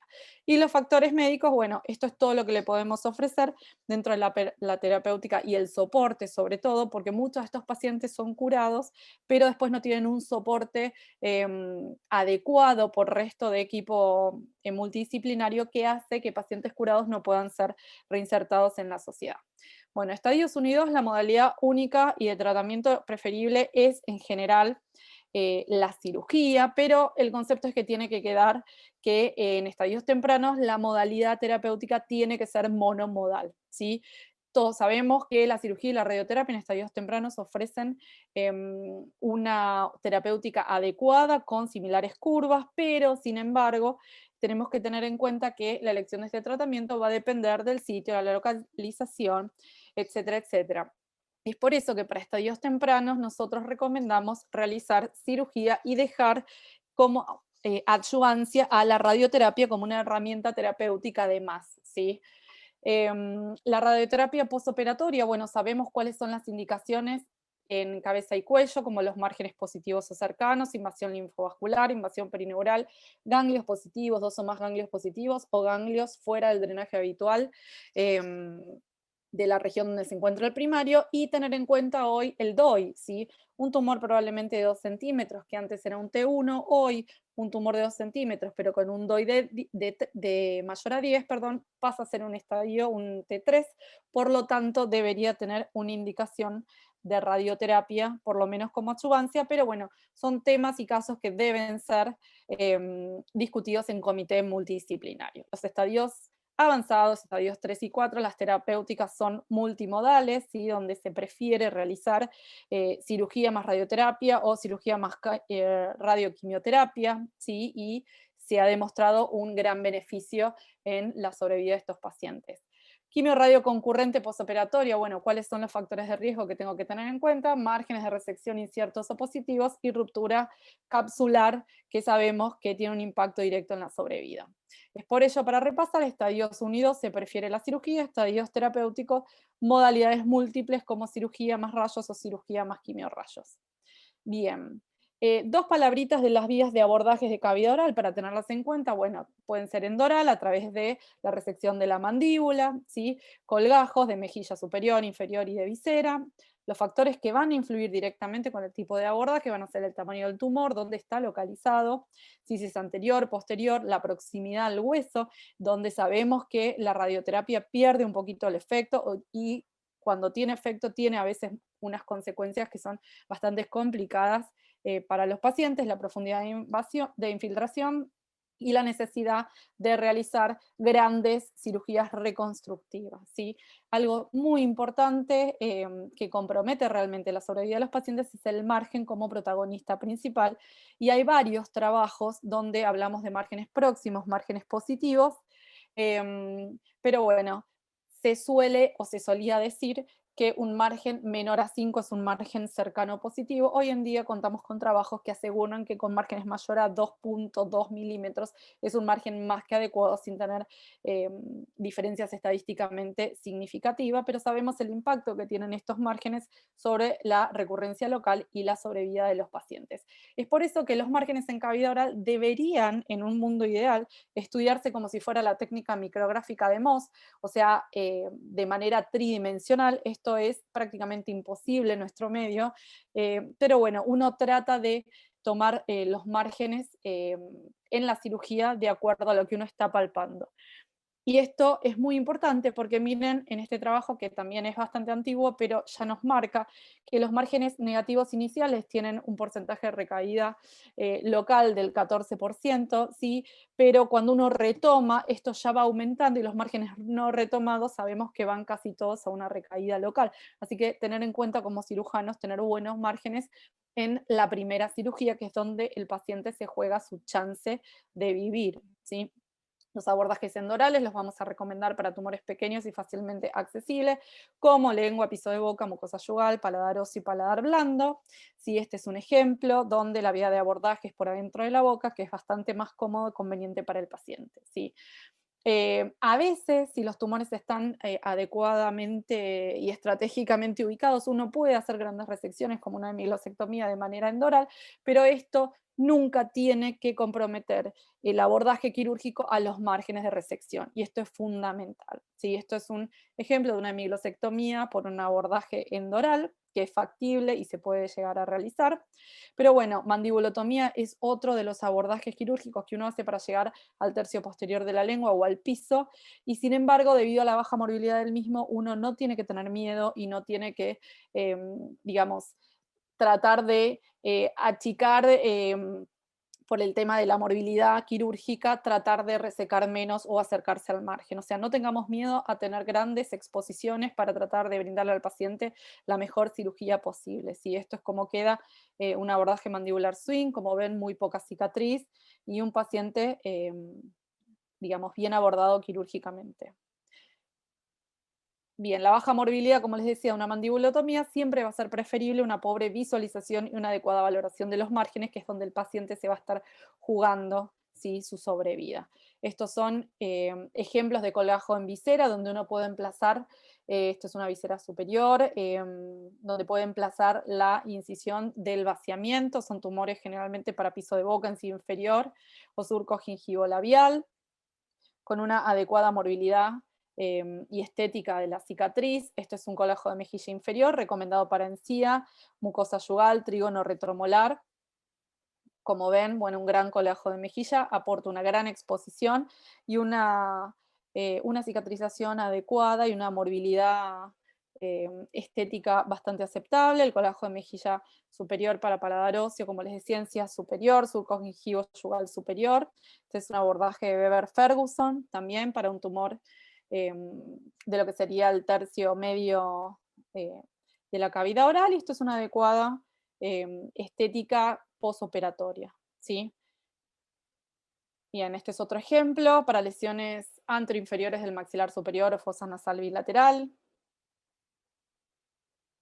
Y tener en cuenta la proximidad al hueso, ¿sí? Tumores que se acercan al hueso tienen mayor riesgo porque cuando estos se infiltran al hueso y pueden ir por el dentario, realmente pueden llegar eh, a lugares inhóspitos y recaer bastante pronto. Entonces, ¿la mandíbula debe ser resecada? Bueno, sí. ¿Cuándo? Bueno, periósteo marginal o resecciones segmentarias, esto es algo un poco técnico, pero hay que tener en cuenta que los tumores que están situados encima de la mandíbula se adhieren a ella o se localizan en una zona próxima para dar márgenes, muchas veces uno debe resecar mandíbula, ¿sí? Y reconstruirla, obviamente. Esto es como los tumores tienen un diferente mecanismo de invasión, ya sea en pacientes edéntulos o en pacientes dentados. Obviamente en los pacientes edéntulos el mecanismo de invasión a la mandíbula e ir diseminarse por el canal alveolar es mucho más frecuente. ¿Sí? Entonces tener en cuenta que en las mandíbulas déntulas uno puede hacer resecciones un poco más conservadoras, pero probablemente en pacientes desdentados es preferible realizar una resección un poquito más agresiva, como resecciones segmentarias, y además existe el riesgo de fractura a mayor edad de los pacientes, ¿sí? Bien, estos son, bueno, cómo se planifican y tipos de resecciones a nivel de la mandíbula, pero bueno, tener en cuenta que muchos de estos tumores que se acercan a la parte ósea debemos darle margen y no solamente por el hecho de no saber reconstruir una mandíbula, dejar un margen muy próximo, ¿sí? O comprometido. Bien, esto es algo como para tener en cuenta, si un tumor está más de 1 centímetro del hueso, uno no necesariamente tiene que hacer una mandibulectomía, si está a menos de 1 centímetro, sí, si compromete, bueno, la encía y el periósteo, depende del compromiso del hueso, y en el paciente que tiene dientes podemos hacer y evaluar hacer según el tumor una mandibulectomía marginal, pero si no, debemos realizar resecciones segmentarias de la misma. Entonces, bueno, esto es un poco lo mismo que les estoy diciendo, ni hablar si el paciente tiene osteoradionecrosis o una metástasis ósea en mandíbula o tumor, digamos, primario en mandíbula, directamente vamos a mandibulectomía. Bien. Bueno, esto es lo que les decía con respecto a resecciones mandibulares. Hoy en día, este tipo de pacientes que eran denominados Andy Gump, haciendo referencia a aquella caricatura, no sé si eran de los años 50, creo que somos todos muy jóvenes para reconocerla, pero bueno, hoy en día este tipo de reconstrucción es inadmisible. Si el paciente debemos reconstruir el órgano resecado para que el paciente pueda insertarse en la sociedad. Muchos de estos pacientes están curados, pero no pueden manejarse con traqueostomía y con este tipo de, bueno, de no reconstrucción, en definitiva, porque muchos de estos pacientes tienen larga sobrevida, pero los resultados estéticos y funcionales no fueron devueltos como se deberían. Y eso forma parte de un impacto directo en la calidad de vida. La rehabilitación, debemos rehabilitar a estos pacientes en el habla, la deglución, masticación y cosmesis, y esto hoy en día es mucho más fácil y mucho más factible con las resecciones primarias. Las reconstrucciones deben ser seguros, confiables, realizarlas en una sola etapa, no operar al paciente en varias etapas. Esto genera mucha morbilidad del procedimiento, tratar de aportar el mejor resultado estético y funcional, y esto es fundamental, cada cirugía que nosotros hagamos no debe interferir con el tratamiento ayudante posterior, ya sea con rayos o quimio, por lo tanto el paciente le tiene que ir bien, tiene que cicatrizar bien para que el paciente pueda ser sometido, como ya explicaron, las demoras y las suspensiones de la, digamos, de la radioterapia, el impacto que tienen. Bueno, no, debemos reconstruir al paciente, operar al paciente y tratar de que enseguida, dentro de las 6 semanas el paciente ya se somete a hacer la radioterapia. Hoy con las opciones reconstructivas, sobre todo con el advenimiento de hace más de ya casi 40 años, ¿no?, de los colajos microvasculares, que entiendo que no se puedan hacer, que sean difíciles y bastante demandantes, que no estén disponibles en todos lados, pero hoy no tendríamos esa excusa de dejar a los pacientes como la caricatura Andy Gam. Sí, tiene una tasa de éxito altísima, si bien tiene una larga curva de aprendizaje, bueno, una vez logrado, la verdad que a estos pacientes les va muy bien y uno puede devolverle todo, bueno, toda su rehabilitación, sobre todo odontoprotética. Entonces, para mejorar los resultados, debemos identificar precozmente las lesiones de cavidad oral y sobre todo el tratamiento de los ganglios, y hoy en día, bueno, emplear y tener en cuenta los tratamientos adyuvantes con radioquimioterapia en pacientes de alto riesgo, ¿sí? Respecto de las cirugías, con los advenimientos y los avances en las técnicas quirúrgicas y sobre todo en las reconstrucciones microquirúrgicas, debemos tratar de preservar y devolver a los pacientes todos aquellos órganos resecados. ¿Sí? Así que para terminar, prevención. Aquellas lesiones que se diagnostican tempranamente tienen más chance de sobrevida, obviamente, y un mejor tratamiento quirúrgico. Tratar de reservar para las lesiones tempranas la cirugía y dejar el tratamiento multimodal para aquellas lesiones en estadios avanzados. Me salté una, sí, la elección de la vía de abordaje es súper importante para obtener los mejores márgenes de resección satisfactorios y ofrecerles la mejor terapéutica. Siempre evaluar bien la relación del hueso, de todos los huesos de la cara. Con las nuevas técnicas reconstructivas se han mejorado muchísimo la rehabilitación de los pacientes, y quiero terminar remarcando otra vez lo mismo, y lo que decía Nicolás, ¿no? Estos tratamientos son de abordaje multidisciplinario, no solo en la indicación de la terapéutica, sino en la rehabilitación del mismo, y debemos acompañar a estos pacientes. Así que bueno, muchísimas gracias por la invitación y espero haberles dado un panorama general del manejo de cavidad oral por los cirujanos. Bueno, Bárbara, muchísimas gracias, impecable, como siempre. Estamos con el tiempo medio justos, así que vamos a dar paso ahora a la sección de casos clínicos. Primero, la doctora Belén Raiden, médica residente del Centro Médico de Anfunes de radioterapia, y posteriormente la doctora Maite Funes, residente en oncología clínica en la Clínica Universitaria Reina Fabiola. Vamos a presentar los casos, y a partir de ahora ya pueden plasmar comentarios o preguntas, tanto relacionadas al caso o a las exposiciones, en la sección donde dice preguntas y respuestas. Así que adelante, Belén. Bueno, muchas gracias por la invitación. Bueno, entonces, el primer caso clínico se trata de un paciente masculino de 56 años de edad, oriundo de Coronel Moldes, del interior de Córdoba, como antecedentes personales, cardiopatía isquémica, antecedentes quirúrgicos, bypass coronario en 2007, y antecedentes tóxicos, tabaquista de 40 paquetes años.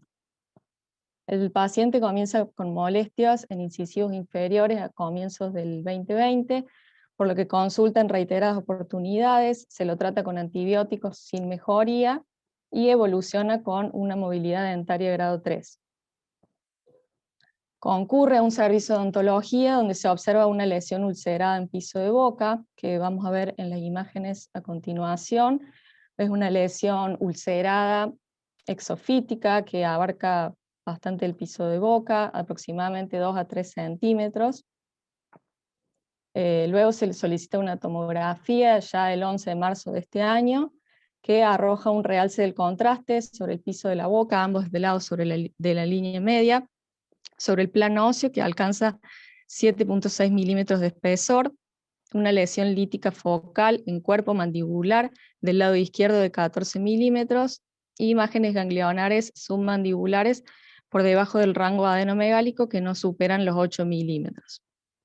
Tomografía de tórax, abdomen y pelvis, negativas para malignidad. Acá vemos las imágenes. Vemos esta imagen que infiltra la mandíbula, predominio izquierdo. Y acá vemos en color verde y naranja adenopatías bilaterales. Se le realiza una biopsia el 15 de marzo que arroja una neoplasia indiferenciada. Entonces, en resumen, tenemos un paciente joven de 56 años con un cáncer indiferenciado de piso de boca, un T4A N2 M0, un estadio 4A. Entonces, bueno, la conducta que tomarían los panelistas en este caso. ¿Puedo opinar? Sí, La adelante, Bárbara. doctora Está Agustín. Bárbara. Sí. Sí, bueno, muy interesante. La verdad, prendo la cámara. La verdad que esto es algo como aprendizaje, ¿no? Para tener en cuenta cada vez que un paciente, bueno, con todo este pretest positivo, un tabaquista severo, ¿sí? Que tiene movilidad dentaria, muchas veces dolor o a veces anestesia del labio inferior, tenemos que sospechar que ahí hay algo malo, ¿sí? Bueno, la imagen es bastante categórica en el examen Sí. físico, se ve que es un tumor que tiene incluso queratina, y la imagen de la tomografía, sí, tiene ahí como un mordisco de la mandíbula realizado, ¿no?, por el tumor.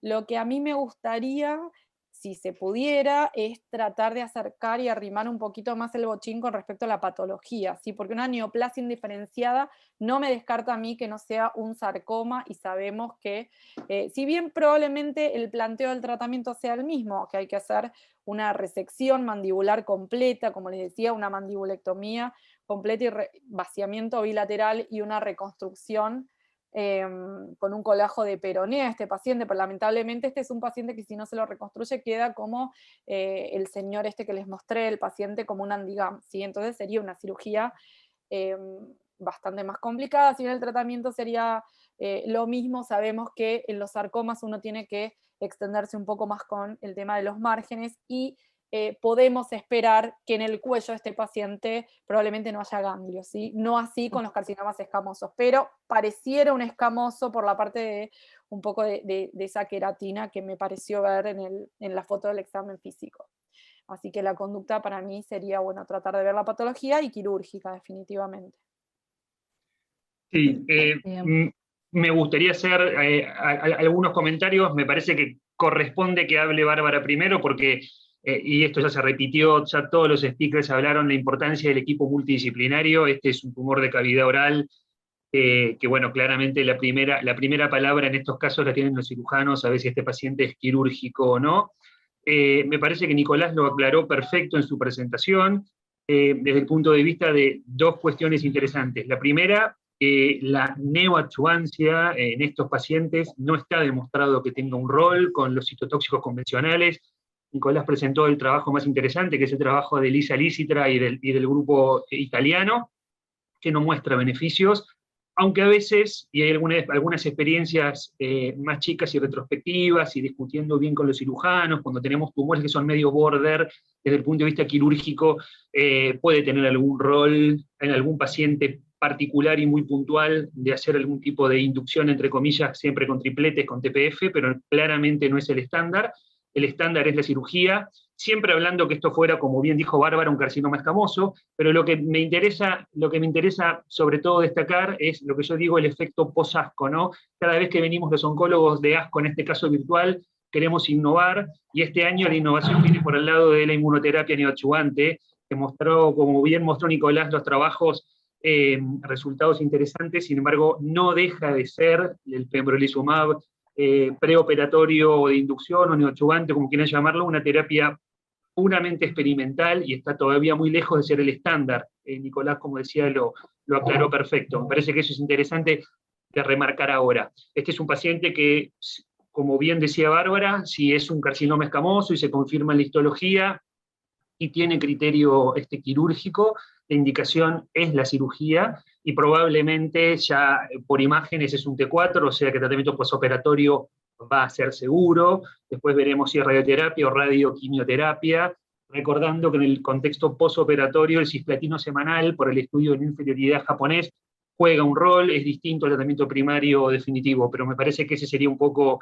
digamos, en estos casos es fundamental el rol de los cirujanos, y eventualmente los oncólogos jugamos un rol secundario en esto. Bueno, muy bien. Sí, digamos, la anatomía patológica del paciente, la verdad que no nos aclara mucho, no nos decía nada, pero bueno, el paciente rechazó la cirugía. Así Lo que sí agregar que es carcinoma, ¿no? Es un carcinoma indiferencial. Ya sabemos que no es sí, sarcoma, es No es un carcinoma. sarcoma. O sea, Ok. no tenemos Bien. tipificado, pero es un carcinoma. Ok. Bueno, y el paciente nos llega a la consulta para realizar ya el tratamiento de radioterapia definitiva con quimio concomitante. Si bien al paciente se le insiste en que, bueno, en este caso, por ahí la primera indicación era quirúrgica, el paciente se niega. Así que, bueno, Bueno, procedemos a hacer el tratamiento concomitante. pero un Sí. poquito, Belú. Sí, Sí, este paciente fue visto primero por el cirujano, que, bueno, le describió muy bien la cirugía y el paciente la rechaza totalmente. Ahí está el problema, Y cuando los cirujanos le claro. describen muy bien la cirugía. describieron Es muy una bien la situación, cirugía y el es una paciente situación, dice, no hay sí, forma de esa cirugía. sí. Y lo vio, bueno, no fue visto multidisciplinariamente, sino que luego fue visto por un oncólogo que le dijo, no, con radioterapia puede andar muy bien. Y ahí es cuando llega a nosotros. Yo le digo, Claro. no puede andar muy bien, puede ser una alternativa, pero siempre y cuando rechace la primera opción, que es cirugía, como dijo Bárbara. Estamos todos de acuerdo en eso, no hay ninguna duda. Clarísimo.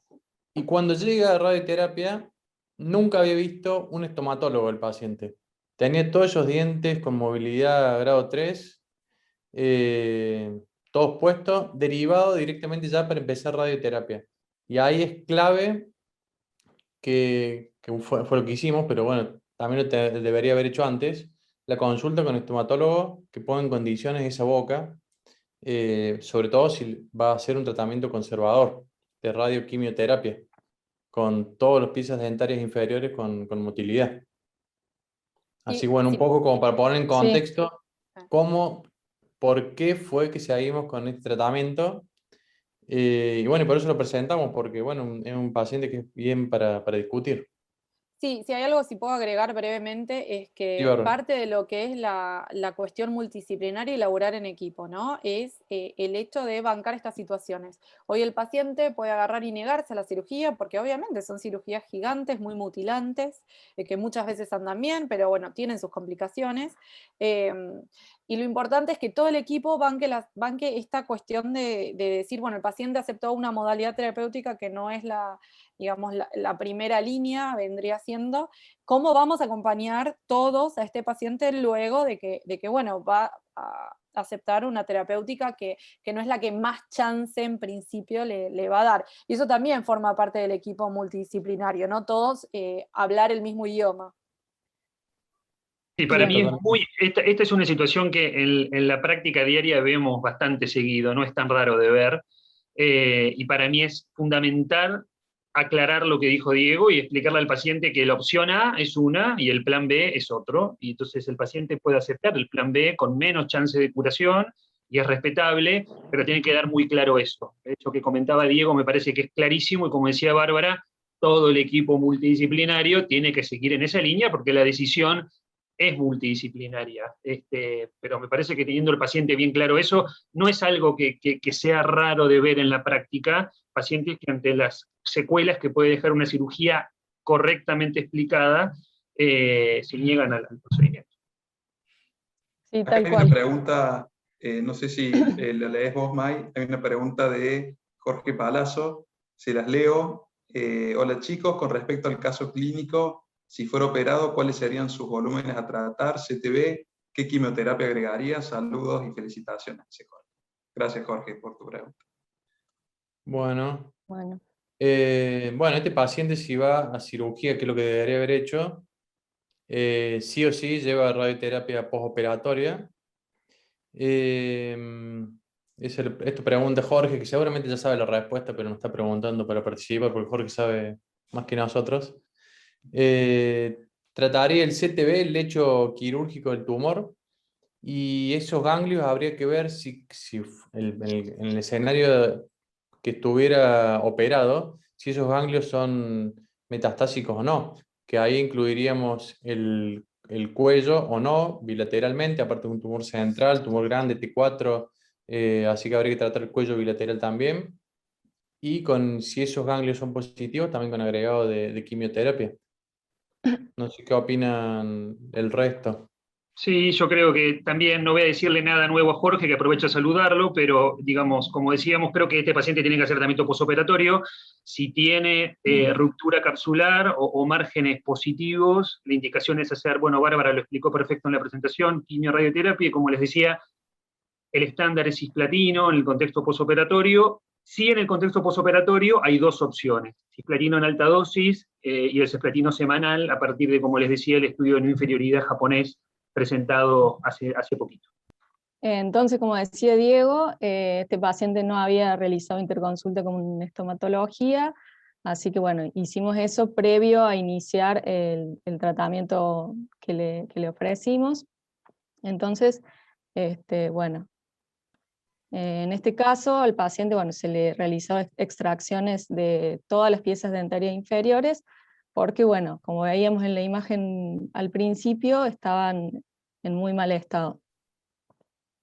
Entonces se procede a realizar el tratamiento de radioterapia de intensidad modulada con cisplatino semanal, se hizo en este caso, en distintos volúmenes, el GTB, el piso de la boca del tumor, a 2.4 grays, con una dosis total de 72 grays, el GTB de las adenopatías bilaterales, 2.3 grays, con una dosis total de 69, y el CTB, que es el volumen clínico de mayor riesgo, en este caso el margen peritumoral y el cuello bilateral, a 1.8 grays, a una dosis total de 54 grays, en 30 fracciones, con los fraccionamientos que vimos al comienzo.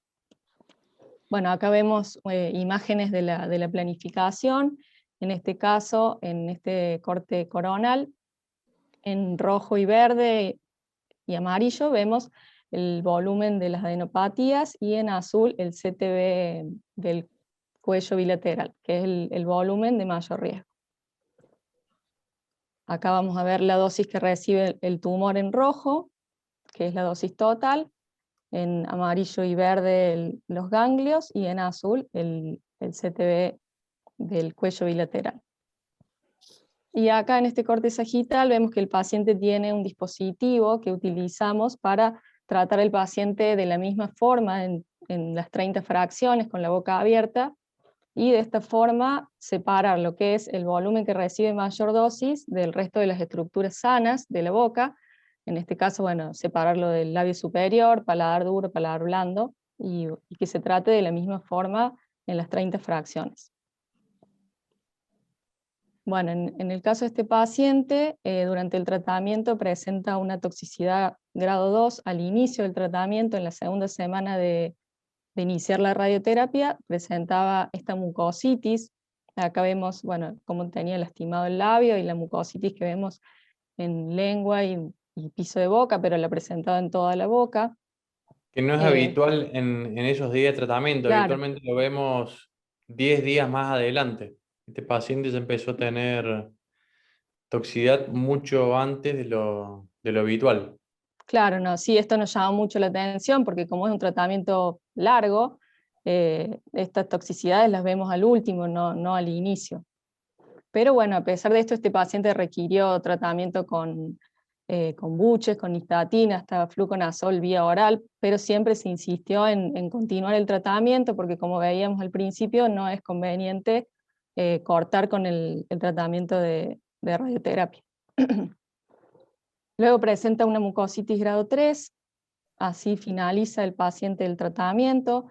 Había perdido mucho peso, ¿sí? Estaba deshidratado, en este caso el paciente requiere internación por esto.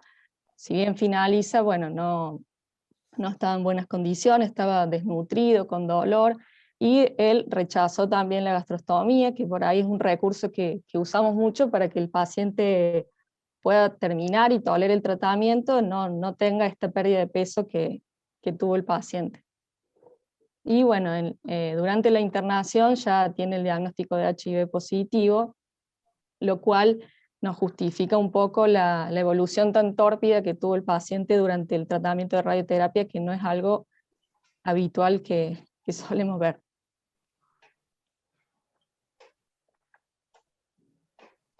Muy bien, gracias Bueno. Belén.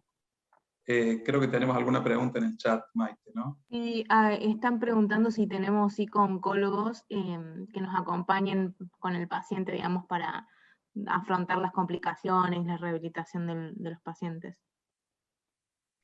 Belén. ¿Psico-oncólogos? No. Nosotros La sí, en verdad que nuestra no. institución, bueno, en Depende, general y lo todo ofrecemos. En este con- caso, Sí, depende con quién nos Perdón, Diego. manejemos. Sí, pero en general ofrecemos apoyo tanto por salud mental, como también por fonoaudiología y por supuesto nutrición, ¿no? Y cuidados clínicos, todos en conjuntos, en paralelos, valoraciones semanales. Eso le proponemos a los pacientes. ujú. Sí, a veces Sí. es importante, perdón, que interrumpa, el psico-oncólogo o un psicólogo, algún tipo de terapia para ayudar a estos pacientes, no solo durante muchas veces el duelo de su tratamiento y sus complicaciones, sino como prevención. Nos ha tocado operar gente que, bueno, es altamente adicta al tabaco y el alcohol y en estas cirugías largas nos han hecho, ¿cómo se llama? Abstinencias al alcohol y al tabaco bastante severas, y la realidad que ahí muchas veces nos damos cuenta de lo importante de acompañar a estos pacientes en el cese de estos hábitos tóxicos que de un día para el otro obviamente no podemos esperar bueno, que lo logren. Así que me parece también que es fundamental que tanto psico-oncólogos o psicólogos y psiquiatras formen parte del equipo multidisciplinario. Ahí está viendo otra de las Bien. preguntas que están preguntando por el dispositivo para abrir la boca. Ese es un hecho en casa, sería, con un tubo de mallo y la pasta que usan los mismos dentistas para tomar las impresiones dentarias. Se hace con el tubo de mallo más corto y con esa misma pasta le damos la forma. Sobre todo sirve para los pacientes desdentados, porque los que no tienen dientes se mueven mucho, sino el resto de los abrebocas que se suelen usar en radioterapia. Y además hacer un tubo les permite respirar a los pacientes. Tenemos más Muy preguntas bien. y ya vamos finalizando, si les parece, y pasamos al próximo caso. Queda una pregunta, May. Hay una pregunta más que dice que qué opinan sobre el cisplatino nimotuzumab en combinación con radioterapia. Perdón que el nimotuzumab es una droga, es un anti-IGFR, podríamos decir que es un hermano del cetuximab. Lo que pasa es que a diferencia de cetuximab, no está aprobado por FDA, no está aprobado por EMEA, no está aprobado básicamente por casi ninguna agencia internacional. Está aprobado en Cuba, está aprobado en India y está aprobado en Argentina y Venezuela, creo que en algún otro país más en Latinoamérica. ¿Hay alguna evidencia interesante de algún fase 2 presentado hace un par de ascos atrás, en el último que fue presencial, con resultados interesantes pero con pocos pacientes? En Argentina vemos que se utiliza pacientes tratados. La realidad es que no existe una evidencia, digamos, tan fuerte como con cetuximab para las indicaciones. No, digamos, no puede ser digamos, una recomendación estándar en base a la evidencia actual. Hay trabajos de nimotuzumab concurrente con radioterapia más cisplatino que muestran, como les decía, resultados interesantes, pero el trabajo más grande es un fase 2 no randomizado, con pocos pacientes, con resultados interesantes, pero siempre en espera del fase 3. Y como les decía, no está aprobado por ninguna agencia regulatoria. Muy bien, gracias, Agustín. Bueno, yo creo que ya podemos pasar, May, a tu caso. Gracias, Belén. Bueno, entonces vamos con el segundo caso de hoy, que es un paciente masculino de 49 años, que como antecedentes es hipertenso y tiene una rinitis crónica, no tiene ningún hábito tóxico. Este paciente en febrero del 2020 inicia con molestias en la lengua, y en julio se nota una lesión vegetante, ante lo cual decide consultar. Acá vemos una foto de la lesión en la cara lateral de la lengua en el momento de la consulta.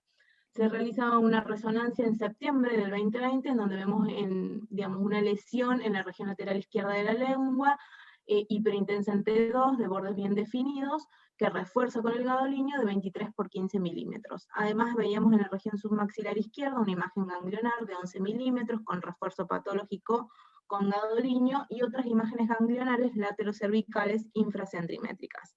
La mayor en segmento 3 de 12 milímetros. En este momento teníamos un paciente con un tumor T2 y un N2 clínico. Estos son algunos cortes de las lesiones que veíamos por la resonancia. En ese momento el paciente había consultado con cirugía, se decidió hacer una hemiglosectomía izquierda con más un colgajo. En la anatomía patológica tenemos que es un carcinoma escamoso moderadamente diferenciado que infiltra hasta el músculo lingual y medía 2,5 por 2 por 1,5, sin angioinvasión ni infiltración perineural, pero teníamos digamos, un margen de menos de 1 milímetro en el límite quirúrgico profundo. En cuanto a lo que fue la parte ganglionar, los nivel 1, 2 y 3, sin metástasis los ganglios. Esta es una imagen del postquirúrgico del paciente con su colgajo y en control. Acá no sé si quieren discutir algo antes de seguir con el caso. Me gustaría hacerle, gracias May, una pregunta sobre este caso a Bárbara. Principalmente, vos hablaste del DOI, de la incorporación del DOI en la estratificación para la toma de decisiones, si bien en este caso era sospechoso de tener compromiso cervical. ¿Cómo medís vos en tu práctica, con qué métodos y cuál es la precisión de medir un DOI clínicamente menor o mayor a 4 milímetros? O a 5. Sí, no, práctica, la verdad que ninguna, o sea, no hay nada, hay trabajos donde estudiaron por imágenes tratar de hacer un equivalente a la medición del DOI, pero la realidad que el DOI es una medida netamente patológica, ¿sí? Donde uno puede medir en la biopsia la profundidad de invasión, y además, bueno, obviamente que se sobreestiman aquellos tumores que son así exofíticos como este, y bueno, los tumores ulcerados es diferente, pero no, la verdad que por examen físico uno, palpando esas lesiones, puede tratar de hacer una aproximación que uno, digamos, constata como impresiona DOI mayor o menor a, pero la realidad que fehacientemente es la patología lo que lo indica. Y bueno, y sobre todo sobre la pieza de resección, ¿sí? Que es lo que nos va a dar las pautas de cómo se sigue a este tipo de pacientes y va a necesitar algún tipo de terapia adyuvante. O sea que, Bárbara, perdón, todos los Sí. pacientes en este caso irían, como no lo podemos medir previamente, irían a una disección ganglionar. No. La gran mayoría. No, primero que bueno, yo lo que quería preguntar si este paciente se lo había biopsiado, porque no vi que tuviera una biopsia preoperatoria. Sí tenía. Sí, tenía Claro, una biopsia, Doc, pero decía también lo mismo, carcinoma escamoso, y era lo único que está decía. bien. Bueno, ahí cuando uno hace la biopsia, generalmente los patólogos uno les puede pedir que nos den el DOI, y la realidad que clínicamente uno se da una, digamos, una idea si es un DOI mayor a 4, donde nosotros indicaríamos una terapéutica de vaciamiento con el examen físico y además con la biopsia. ¿Sí? La realidad es que son muy pocos pacientes aquellos que tienen DOI menores a 4, prácticamente no llegan a la consulta, y bueno, todos los pacientes al ser biopsiados y nosotros cuando no traen el DOI, le pedimos a los patólogos nuestros que nos lo revisen para hacer un cálculo, y aquellos pacientes que clínicamente son lesiones muy superficiales, ¿sí? y cuyo DOI por biopsia no excede los 4 milímetros, los presentamos, los discutimos, obviamente sin compromiso o sin duda de lo que sería el cuello, el assessment cervical, y ahí los discutimos y podemos ver y decidir, bueno, a este paciente no le hacemos terapéutica, pero la realidad es que la gran mayoría del paciente en consulta tiene un DOI mucho más lejos que 4 milímetros, y a todos les hacemos vaciamiento. Pero para que quede un concepto claro, no solo uno con el examen físico, excepto que sea un DOI mayor a 10, es muy difícil hacer un assessment y decir, bueno, tiene un 6 de DOI, ¿sí? Y nos ayudamos mucho de la biopsia, de la anatomía patológica. Cuento brevemente un pequeño caso, un paciente que nos llegó a Fleming, operado un trígono retromolar por un odontólogo, y la anatomía patológica era un carcinoma escamoso con un DOI de 2 milímetros. ¿Sí?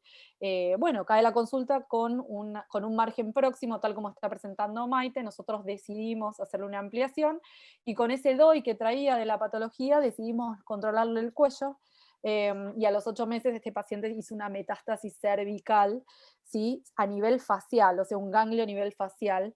que tuvimos que hacer una linfadenectomía, de los cuales vinieron después 2 ganglios, uno de ellos completamente reemplazado por tumor, así que este paciente se discutió en comité para hacerle quimioterapia posterior. Así que, bueno, es contarle bueno, que sí, que cada tanto aparece alguno y que hay que seguirlos muy de cerquita, porque si bien era un DOI de bajo riesgo, terminó haciendo la metástasis cervical. Agustín, ¿algo para aclarar? No, me parece que a lo que dijo Bárbara, que está perfecto con respecto al DOI, hoy es imprescindible para nosotros como oncólogos, para la indicación del tratamiento posoperatorio, tener un DOI. No tenemos el T si no tenemos el DOI con la nueva clasificación TNM. Y lo que me gustaría preguntarle a Bárbara, en realidad, no es para una pregunta, sino una aclaración, que nos cuente un poco cómo es el tema de los márgenes, ¿no? Que este paciente tiene un margen creo que 1 milímetro, por lo que decía Maite, pero esta cuestión que es muy, muy común, sobre todo en las lenguas orales, y siempre esta historia de la retracción del músculo, y qué es lo que pasa con respecto a los márgenes en cavidad oral. ¿Qué es suficiente? ¿Qué es cercano? ¿Qué es negativo? ¿Vos podés aclararnos, Bárbara, un poquitito? Sí, bueno, el estándar y lo común, digamos, el corte comúnmente dicho son mayor a 5 milímetros. Nosotros, en nuestro grupo, que bueno, que estudiamos, somos un comité así multidisciplinario de mucha discusión, y bueno, uno de los trabajos que presentó nuestro jefe de cirugía, donde se demuestra que no hay diferencia entre un margen de 5 milímetros y uno de 2,2 milímetros, y bueno, esto está avalado un poco por la literatura, y hoy podríamos decir que un margen de 2,2 milímetros es suficiente en cavidad oral. Si un margen menor a 1, cercano a 1, es un margen positivo, que la realidad que en grande, bueno, hoy teniendo a disposición todos estos armamentos terapéuticos reconstructivos, la verdad que uno debería ponerse cómodo, ¿sí? Con respecto a la reconstrucción. Hay gente que, bueno, que los márgenes les quedan un poco cerquita, porque bueno, muchas veces no pueden reconstruir estos órganos resecados, y es un problema. Y después, por lo menos como trabajamos nosotros sacamos la pieza operatoria, lo que estamos haciendo hace aproximadamente 1 año, porque realmente podemos y trabajamos con los patólogos. Yo entiendo que esto es muy difícil en la mayoría de los centros, así que no lo voy a marcar como si fuera un estándar, pero bueno, nosotros los cirujanos nos descambiamos, llevamos la pieza operatoria, la pintamos y la mostramos con patología, y medimos el tumor y el margen en fresco. ¿Sí? Las retracciones de medirlo después con el formol es tremendo, cambia tremendamente la pieza, así que la idea es tratar de tomar el margen de la pieza resecada en fresco con el patólogo, para tener ¿no? una buena valoración de estos márgenes. Y una vez que el patólogo lo mide, nos dice, bueno, si el margen está tanto a tanto, bueno, se continúa con la cirugía o se proceden a las retomas. Esto, insisto, entiendo que no se puede hacer siempre, y que mucha gente y muchos cirujanos en este país no cuentan ni siquiera con patólogo de congelación, pero bueno, eso es por lo menos cómo trabajamos en el ámbito privado, eso sí. Pero hay que tener mucha voluntad también, ¿no? El patólogo tiene que también tener ganas, estar predispuesto y laburar también en equipo. Bueno, muy bien. Entonces, ¿qué hubieran hecho en este caso? Así podemos seguir avanzando. Con esta resección con un margen muy cercano. ¿Me podés poner la patología otra vez, porfa, Maite? Sí, ahí está. Ahí está, una pieza, carcinoma escamoso, que mide tanto. El 1,5 asumo que es el DOI. ¿Es el DOI el 1,5? No está especificado. No. Ah, porque si no pasaría a ser un T3. Si es mayor a 10 milímetros, ya tendríamos que ver si es un T3. Y si no, sería un T1, porque sí, bueno, no, entre 2 y 4 un T2, perdón, pero habría que ver si ese 15 milímetros correspondería al DOI, en cuyo caso ya deberíamos pensar en adyuvancia sí o sí, pero no sé si esto se congeló, en cuyo caso en congelación uno tendría que haber ampliado, pero tengamos en cuenta que acá ya tenemos 2 indicaciones por lo menos para mí de radioterapia, una el DOI, otra el margen cercano, y tercera es el vaciamiento de cuello, que para los niveles resecados nos hemos quedado un poquito cortos con la disección ganglionar. Si por lo menos un vaciamiento suprahomoioideo tiene que tener, para tener un adecuado, digamos, terapéutica y una adecuada cirugía, por lo menos 18 ganglios. Así que esto también sería una indicación de un tratamiento, por lo menos con radioterapia en el cuello, y la realidad que es una pena, porque bueno, ya con menos de 1 milímetro tendríamos que hablar de una indicación de quimioterapia y sí, es algo para discutir en comité. Si bien sería muy sencillo decir quimiorrayos, la verdad que la toxicidad del tratamiento adyuvante en un paciente joven, bueno, es para discutirla, ¿no? Sí, yo, como dijo Bárbara, definiría 2 cosas. El DOI, sí, que es, digamos, bastante simple hablando con el patólogo, y si se confirma ese margen, que es un margen cercano barra positivo, porque es menos de 1 milímetro, tiene indicación para hacer radioquimioterapia posoperatoria. O sea, si ese margen se define, independientemente del DOI, perdón, tiene indicación de quimioradioterapia. Ya es raro encontrar un tumor T1, T2 con márgenes positivos, ¿no? Digamos, no sería lo habitual de ver, me parecería que sería un tumor más grande. Pero habría que definir eso y si se confirma, radioquimioterapia posoperatoria.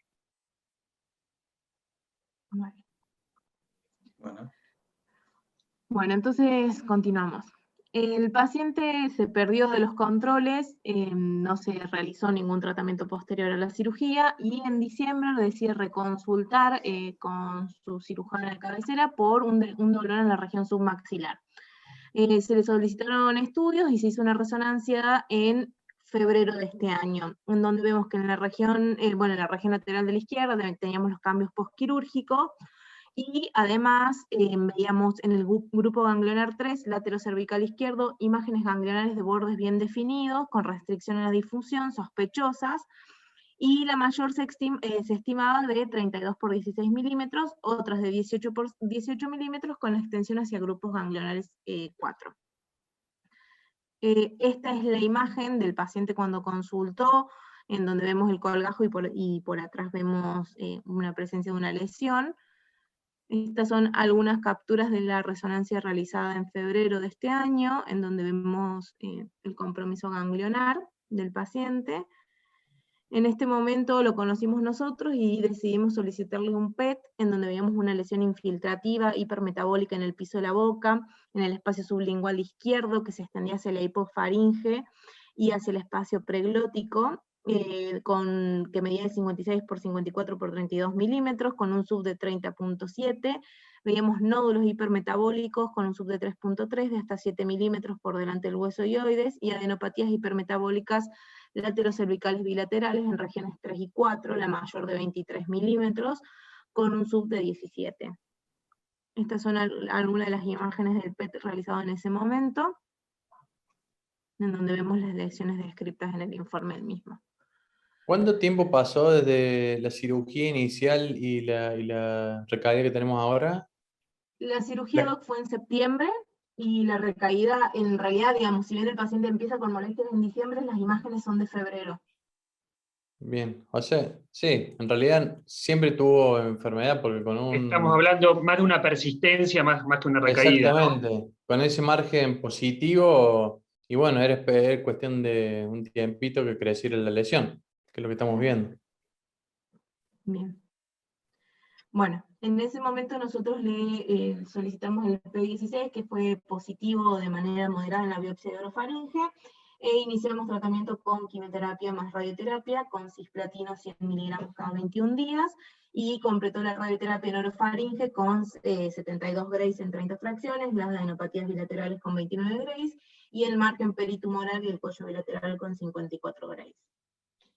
El paciente completó el tratamiento hace menos de 2 meses, por lo cual todavía no tenemos imágenes de control, pero clínicamente está en respuesta completa. No sé si bueno, quiero aclarar en principio que esa lesión que estaba bien en el pilar anterior de la orofaringe, y por esa ubicación, si bien sospechábamos que era enfermedad persistente, pedimos la inmunohistoquímica, el P16, y vino positivo. No sé si eso le merece algún comentario. Si lo hubieran pedido o no. Sí, si está en orofaringe, sí lo hubiera pedido. Bueno, esto no me queda, debería haber, digamos, la foto es difícil por semejante lesión, ver si esto es un orofaringe o es una coincidencia. Pero es un paciente que, bueno, que lo que hablábamos de los segundos primarios, ¿no? De tener en cuenta el seguimiento, que esto puede pasar. Igual no podemos decir ahora persistencia o un segundo primario, no llegaría el tiempo, ¿no? Bueno, sí, o una coincidencia en realidad, de dos tumores prácticamente sincrónicos, pero con un compromiso muy importante, y lo que le va a marcar sobre todo el pronóstico no es solamente su semejante lesión de primario, segundo primario, sino el ganglio contralateral. ¿Sí? Que eso es para nosotros, bueno, un paciente que marca un pronóstico ominoso. No sé qué pensás, Agus. Sí, a mí me parece que con respecto al P16 hay varias cuestiones. Primero, el informe no está tan claro, porque 2 cruces sobre 3, digamos, no es la forma habitual de No es el expresar porcentaje, sí. por inmunistoquímica. Habitualmente es positivo o negativo, teniendo en cuenta el 75% de la tinción de membrana de las células. Después, exceptuando que uno interprete que esto es un segundo primario, que a mí me parece raro, ¿no? Porque tan pocos meses y con un tumor con margen positivo, yo lo pensaría como una persistencia de enfermedad bueno, como una recaída temprana, pero me suena más a persistencia. Está claro que el P16 no juega ningún rol predictivo, eso lo sabemos, no se cambia el tratamiento hasta ahora, es un rol pronóstico, pero ¿qué rol pronóstico tiene el P16 en una recaída o en una persistencia? Recordemos que esto era un tumor primario de cavidad oral, no está claro. Entonces, creo que todos los tumores orofaringeos deberían de estudiarse P16 por rutina, me parece hasta por una cuestión académica y de conocer qué patología tenemos. En este paciente me parece que el P16 no es muy relevante por estas cuestiones que les mencionaba, pero bueno, sí, siempre es un dato que es interesante, teniendo en cuenta que igualmente hasta tampoco es la evolución de un P16 positivo, no es la presentación ni la evolución. Quizás por edad, no recuerdo si el paciente era tabaquista o no, pero bueno, eso puede ser, pero sin olvidarnos que esto originalmente era un tumor primario de cavidad oral. Hay algunos tumores de cavidad oral que pueden ser P16 positivos, el porcentaje es muy bajo, y lo que sabemos es que no tiene ningún rol pronóstico, ni en cavidad oral, ni en laringe y hipofaringe, a diferencia de lo que pasa con la orofaringe, ¿no? Gracias, Agustín. Por favor. Bueno, no sé si Belén, hay preguntas de... Tenemos algunas preguntas de acá. ¿Qué valor ofrece el PET a la hora de la cirugía o solo se reserva para pacientes con recaída post-radioterapia? Y si es suficiente el uso de TAC y resonancia para planificar el vaciamiento ganglionar. Para mí el PET para planificar en la cirugía, ninguno, excepto que el paciente sea un tumor avanzado y me lo vaya a sacar del plano quirúrgico. Para mí, para planificar una cirugía, la tomografía o la resonancia son superadoras ampliamente.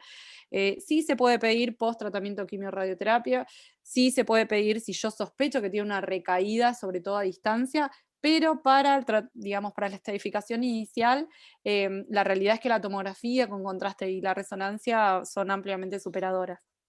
Sí, yo del PET, la ventaja, siempre que depende del medio que tengamos, si tenemos acceso o no, pero siempre yo creo que es algo que suma. Si tenemos acceso a un PET, hay muchas veces que encontramos ganglios que no veíamos, metástasis que aparecen que antes no estaban. Entonces, bueno, ya está demostrado que hay un 20% que estadificamos mejor con el PET, así que siempre que lo dispongamos, pero no lo usamos de rutina para nada. Yo coincido, perdón Diego, terminás, disculpa. No, iba a decir que coincido con lo que vos decís, me parece que es un estudio que siempre que esté disponible suma. Para mí hay dos situaciones, alguien puede sumar alguna más, pero dos situaciones que son donde el PET es extremadamente útil. Una es en el primario no hallado, o primario oculto, como lo quieran llamar, sí. Y otra es en los tumores orofaringeos P16 positivos, donde la respuesta metabólica está demostrada que tiene un rol pronóstico más allá de, digamos, de la presencia del P16. Esas son las dos situaciones que para mí, entre comillas, sería indispensable, siempre que se pueda, ¿no? Y depende del contexto. Después sí, obviamente, me parece que es como dice Diego, es un estudio que si se puede tener un PET ayuda a todo, ayuda a descartar la enfermedad a distancia, ayuda a veces a los radioterapeutas a la planificación, hay, digamos, digamos, beneficia en muchas cosas. Pero esas dos situaciones son las que me parecen las más importantes. Y otra pregunta en el chat, si es poco frecuente realizar cirugía de Mohs. Cirugía de Mohs para cavidad oral no se realizaría, está más indicado para tumores cutáneos. No sé a qué hace referencia, pero la cirugía de Mohs tiene sus indicaciones precisas para tumores cutáneos, melanomas in situ y algún sarcoma como el dermatofibrosarcoma, por ejemplo. Pero no sé a dónde, si pueden aclarar un poquito más la pregunta. Sí, la doctora Silvetti. Bueno, no sé si alguno de los panelistas quiere hacer algún comentario más. Ya estamos en tiempo de ir a cenar. Así que si no hay comentarios, no hay más preguntas, podemos dar el cierre a estas jornadas. Agradecerles a todos ustedes, a Agustín, Bárbara, Maite, Belén, Diego, a Gustavo, a la Satro también por el auspicio y sobre todo a todos los participantes. Así que bueno, los saludamos acá desde Córdoba. Muchas Bueno. gracias, muchas gracias por la invitación. Un abrazo grande para todos. No, por nada. Muchas Diego, Agustín, gracias. Bárbara, En persona. esperemos que la próxima sea Sí. presencial, así que ya falta menos. Ojalá. Muy interesante los aportes, como siempre, de ustedes dos, así que muchas gracias por participar y el resto que han hecho el aguante del otro lado escuchando, así que, bueno, esperemos que en breve sigamos discutiendo y aprendiendo un poquito más, que vamos avanzando cada vez más en todos estos tumores de cabeza y cuello, que es un manejo complejo, y vamos avanzando para cada vez tienen menos toxicidad los pacientes y logramos mejores resultados. Así que bueno, para eso estamos.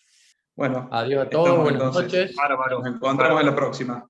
Buenas Dale. Un noches. abrazo grande, Gracias. muchas gracias. Chao. Adiós. Chao, Saludos. gracias. Chau, chau.